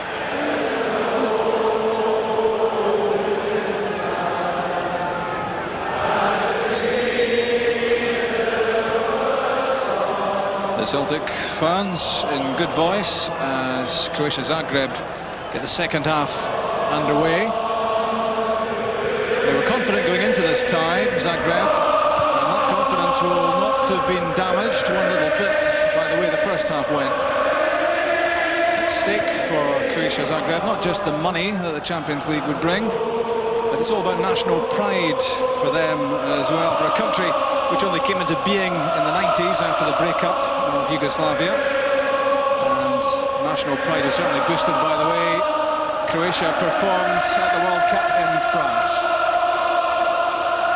Prosinecki very much a part of that national team and a key man here. Rukavina against the odds, keeping possession finally, robbed by Lambert, and that's a Celtic throw. Quickly from Donnelly to Blinker. Looking to get in behind Rukavina. That's a better ball in. Breaking for Simon Donnelly at the edge of the box. And a sign there of what a better ball into the area means. Simon Donnelly's disappointed, but much better delivery from Blinker.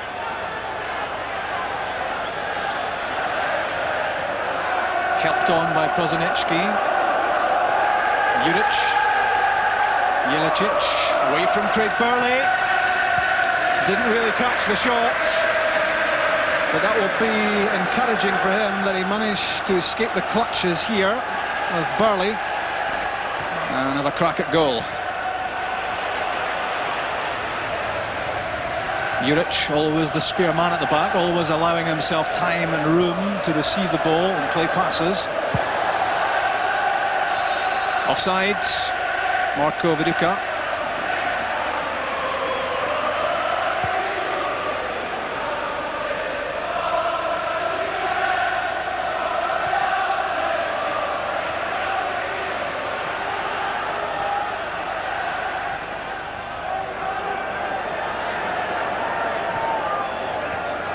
Boyd, good turn from Donnelly.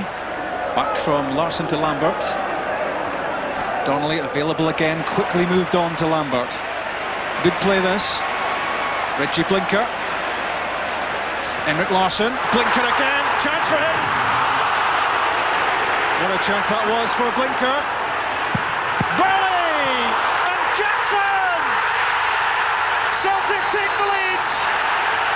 The substitution works wonders. 5.5 minutes of the second half gone. The Celtic fans celebrate. And that period of pressure paying off.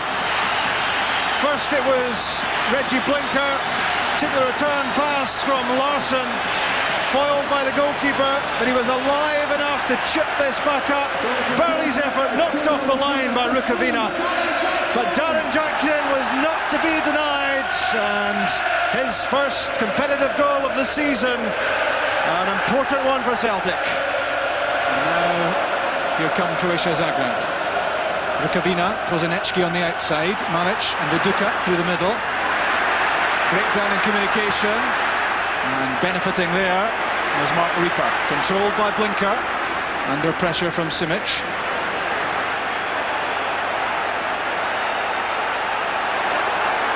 Now down to walking pace, before a little injection of pace from Burley. Jackson and Larsson are available at the edge of the area. Here's Reggie Blinker on the left foot. Really wanted to put that on target, Reggie Blinker. Played a big part in the opening goal. The things were opening up in front of him here, and he really should have forced Ladic into a save.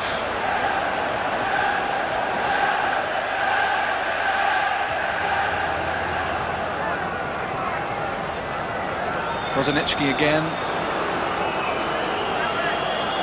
as Croatia look to press on, looking for an equaliser. Well won by Henrik Larsson, and that's a foul. Jurcic, and another yellow card, and rightly so for a trip on Larsson. Free kick quickly taken. It's Tom Boyd, surely pushed there by Simic, in though from Boyd. McNamara for Burley. Always a buzz of anticipation around Celtic Park when the ball lands at the feet of Craig Burley. So often in these sort of positions, the ball ends up nestling in the back of the net. Not this time. And now Silvio Maric again, finding some room out wide left. His strike partner Viduka ahead of him. It is Viduka against Stubbs. Back onto the right foot. Prosinecki. A big cheer around Celtic Park, and a lot of that would be relief. This was an intriguing position, laid back by Viduka to Prosinecki, but he sliced it way over the top.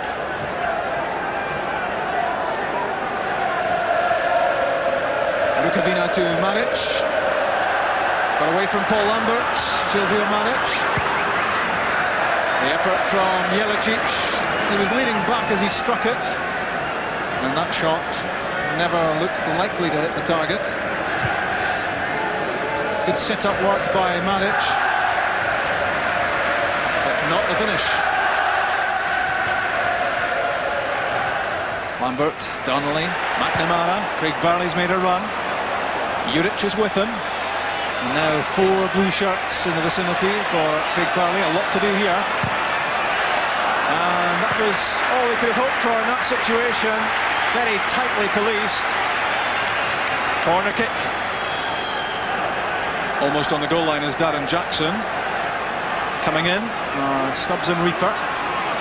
And over the ball, the left foot of Reggie Blinker. At the far post was Alan Stubbs. A fair bit of confusion there in the visitors' defence. Not too happy about that in-swinging corner kick. Celtic, though, unable to apply a touch at the far post.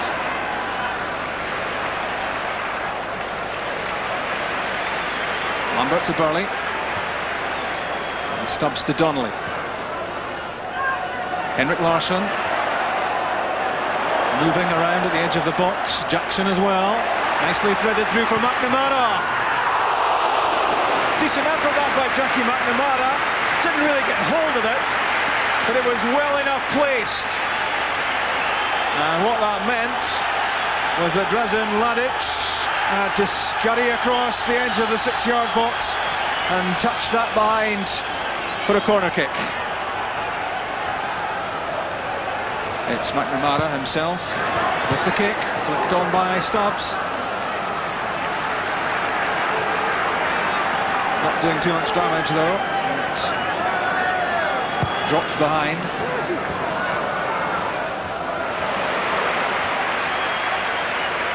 Tremendous play from Lambert. The presence of mind to pull the ball down his chest and then release Burley. Now Larsson. Tokic is with him. Simon Donnelly in support for Larsson, looking for Craig Burley inside as well. And that's for Darren Jackson, and not too far away. I think Darren Jackson was surprised about the cross coming in. If he'd managed to anticipate this a little bit better, might well have been able to get on the end of the Larsson cross. Encouraging signs though for Celtic. Encouraging for Josef Englos.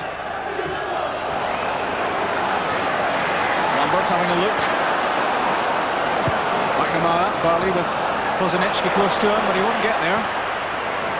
Over the top from Burley, but not quite enough elevation on it. And Jurcic got in ahead of Larsson.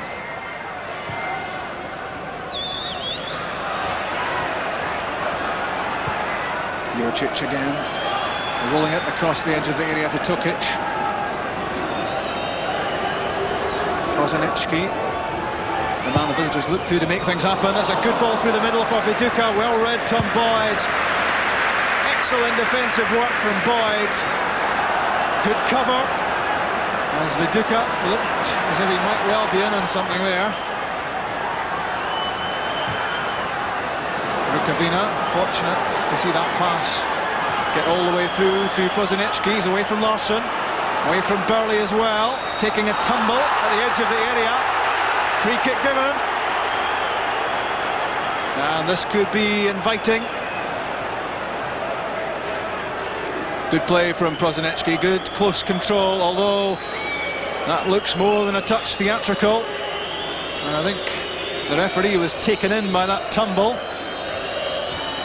But the decision has been taken, and this may take some defending.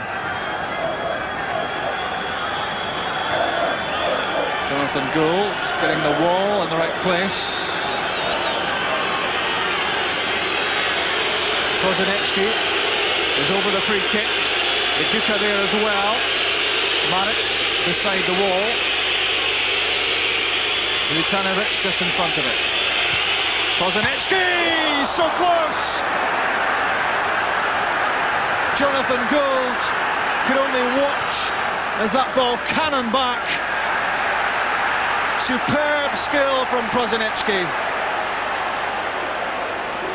A clear demonstration of exactly what he is capable of. It curled and it dipped, and so close to going in at the connection of bar and post.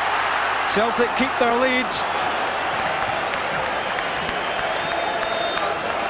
Celtic at the moment happy to keep the ball, waiting for the right moment to try to spring the Croatia Zagreb defence. Free kick against Henrik Larsson, which looked to be fair enough. Foul on Juric.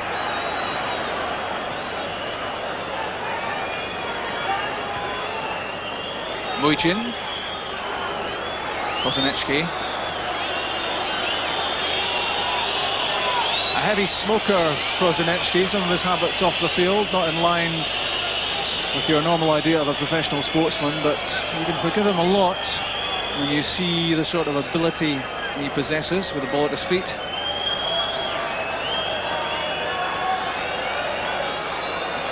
You get the feeling that Croatia Zagreb are far from downhearted about a 1-0 reverse as it stands at the moment.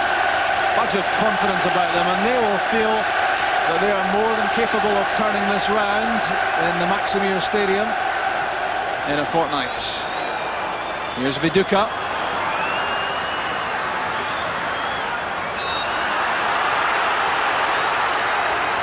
Again, Marco Viduka, watched by Josef Venglos, taking a dive. There may well have been a trip here by Alan Stubbs, but Viduka always keen to pile it on.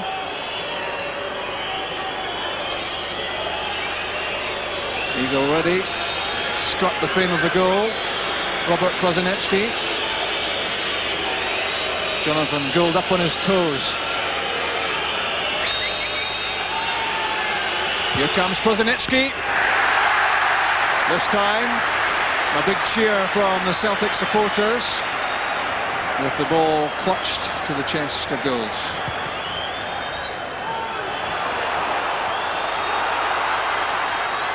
Jackson got his head to it, Simon Donnelly. Here comes Lambert. Now McNamara. Still has it. It's Lambert. And Reggie Blinker. Good ball for Henrik Larsson. Saved by Ladic. What a chance that was for Larsson to make it 2. Inside stoppage time.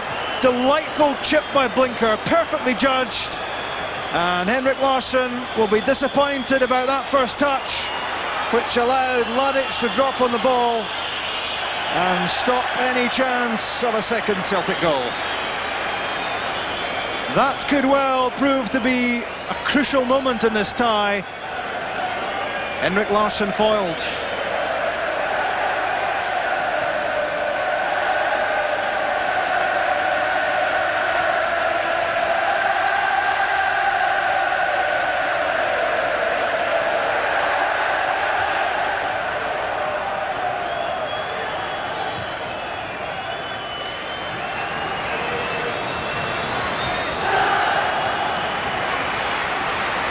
And Stubbs and Tom Boyd, that's the Celtic back three.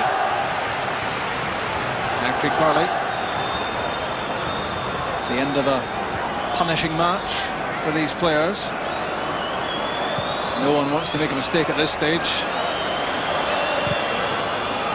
The long ball from Stubbs brings the match to an end. A quiet feeling of satisfaction, I'm sure, on the Celtic bench. They've won the match thanks to Darren Jackson's goal, but there will be doubts in everyone's minds as to whether a one-goal lead will be enough. This was the goal, carved out by the cutback from Blinker, the volley from Burley, and the finish from Jackson. That caused huge celebrations around Celtic Park.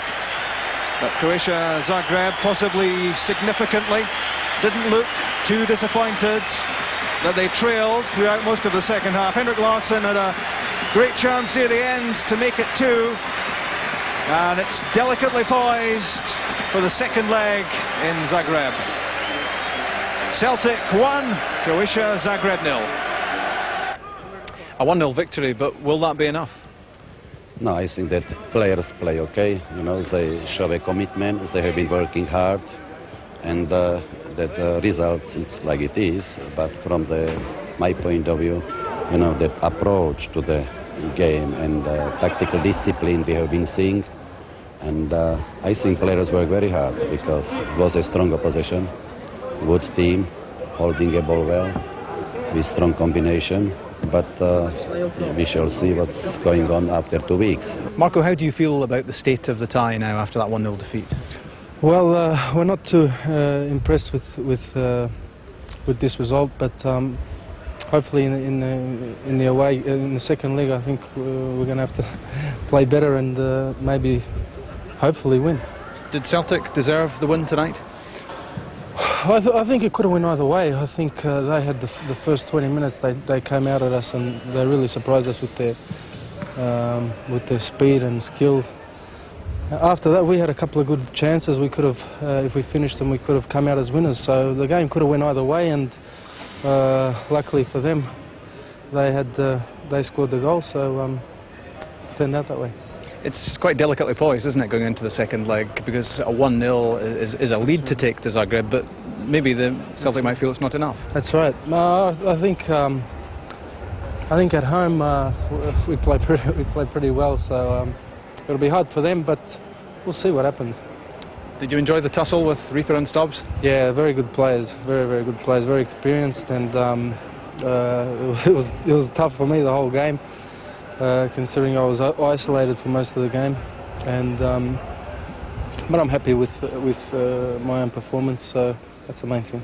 We would have liked to hear what the Celtic players had to say about that. Sadly, they took a vow of silence after the match. Gordon Smith watched the game with us. Gordon, in general, 1-0 win. What do you feel about that? I think before the game you'd have had to said that it was that'd be a good scoreline. We know that Zagreb are an excellent side. They proved it tonight. I mean, they're strong, they're good on the ball. We're willing to say that they're unwilling to get behind the players. Yeah, I think they're being a bit greedy. The fans that go out and work hard all year round, they struggle to get their season tickets. I think they're too greedy, but as long as they knuckle down and win the championship, we're quite happy. But the official position of the Celtic supporters group is the club should have avoided the whole debacle. I think in a professional club, with somebody organising it professionally, these matters should have been attended long before we got to 36 hours before we actually play one of the biggest games we've ever played in Europe in the last 10 years. So I think that's the crux of the matter, and seems to have been forgotten with all other side issues that's happening. It's important that we identify the problems from where they originally started from, and I have to blame Jock Brown 100% for not attending to his duties. Recent events at Celtic Park have also attracted criticism of the club's public relations operation. The players went public with their grievances earlier this week. Now it would appear they're keeping their complaints behind closed doors, but according to the experts, that's not before time. At the present moment, it's a public relations nightmare because effectively you have got a very successful team on the park, you have a very successful company commercially, they have tremendous support from the fans, but unfortunately there seems to be different agendas between the players and the management, and effectively the players and the management shouldn't be discussing these issues in public. They should get behind closed doors, settle their differences, and then tell the public what the solutions are. But the strongest criticism of the Parkhead regime today came from Murdo MacLeod, last season's assistant head coach at Celtic Park. A club like Celtic, this should never have to happen with the players. The players should never have to make a stand over any point. Everything should be sorted out in-house. I think we've got a fair bunch of players at Celtic Park. They're not greedy. The Celtic assistant coach, despite last season's title success, says charges of player greed are off the mark. Alison Walker has the story. The Celtic players have been keeping their own counsel this week. The row over bonus payments for Wednesday's European match threatened to split the club. The propaganda exercise was good news though for York Hill Hospital, £280,000 plus richer, as first Fergus McCann, then the players pledged their bonus to the children. The bizarre dispute almost overshadowed the tie itself. Come the night, Celtic managed a single goal win. Henrik Larsson, Blinker again, chance for him. What a chance that was for Blinker. Burley and Jackson! Celtic take the lead. Kozinecki, so close. Jonathan Gould could only watch as that ball cannon back. Now McNamara. Still has it. It's Lambert. And Reggie Blinker. Good ball for Henrik Larsson. Saved by Ladic. What a chance that was for Larsson to make it 2. But even in victory, there was no respite. At Celtic Park today, the players refused to speak to the media. There's absolutely no chance. No chance? No. Thank you. And their stance has the backing of their former assistant coach, Murdo MacLeod. Speaking only to Friday Sports Scene, MacLeod said the players had no other option. I think it's the only way that they had to highlight their problem at the club, because no one else seemed to be taking any notice of it. So I think a lot of credit goes to the players for being strong enough to do that. Do you think the players are being greedy? Not at all. No, I think to get into the Champions League, as I said earlier on, it's so important for the club. £7 or £8 million coming into the club. The players aren't been over the top for their bonuses, and I think a lot of the problems is not just the amount of bonus, it's how it's split up. The players want to split it amongst the full squad. What would you say would be a fair bonus, if you were to put a kind of figure on it? What would you say would be fair? Well, the players want to say 50 grand a man. I don't know, that's up to the players to decide. They're the guys that's going to be on the park, they know how much is at stake, so between them they'll decide how much is they think's a fair amount. Bearing in mind your history with the club and your rather acrimonious departure from the club, Murdo, I guess none of this really surprises you? Well, it doesn't surprise, no, because it was ongoing from last season. I knew that they had a problem trying to organise things, how the payments were getting made, so it didn't surprise me. The players haven't just done this on the spur of the moment, they've been planning it for some time. The players have taken a lot over last season. They've worked hard, as I said, but it's not a decision that was made though in the spur of the moment. This is long drawn out, and then they've sat down together as a squad and decided this is action they're going to take. Do you think many people watching this might be surprised that they've had to take this stance and that these things are not sorted out in a professional... Tony Higgins has agreed to act as a... Haven't talked to the press for 10 days, but slowly the ice may be melting. The first signs emerged as skipper Tommy Boyd and Jackie McNamara flew out for a charity engagement in Belfast and spoke to Friday Sports Scene. Well, we're going over here, obviously the club donates £10,000 to Northern Ireland kids, and we're going over here for a worthwhile cause as representative of the players. I think that's tremendous. I think Celtic fans would appreciate you doing that. Dare I ask you about any other subject? Not at this moment in time, Chick. Obviously a statement will come out relatively quickly, either today or tomorrow, so we'll, at this moment we'll reserve judgment on speaking. Tell me, even if I pay your fine for you, would you like to explain to the Celtic fans why you're not speaking? Chick, you don't have enough money to pay the fine. I will try my best. Cheers. The civil war within Celtic Park continues, and the players are still not officially talking to the press, but there does seem now the possibility of peace on the horizon, and the key player could be the man within this building, Players Union Secretary Tony Higgins. He will sit down with Fergus McCann and Jock Brown, and among the grievances discussed will be the problem about keeping up with the Joneses, or to put it another way, Rangers. They felt that when Mr McCann did the comparisons, he quoted many clubs throughout Europe, but he didn't quote Rangers, and of course they've been told at Celtic, if you can achieve what Rangers achieve, we will reward you in the same manner. They felt that didn't happen, and I think it's important. The players feel that the comparison must be with Rangers.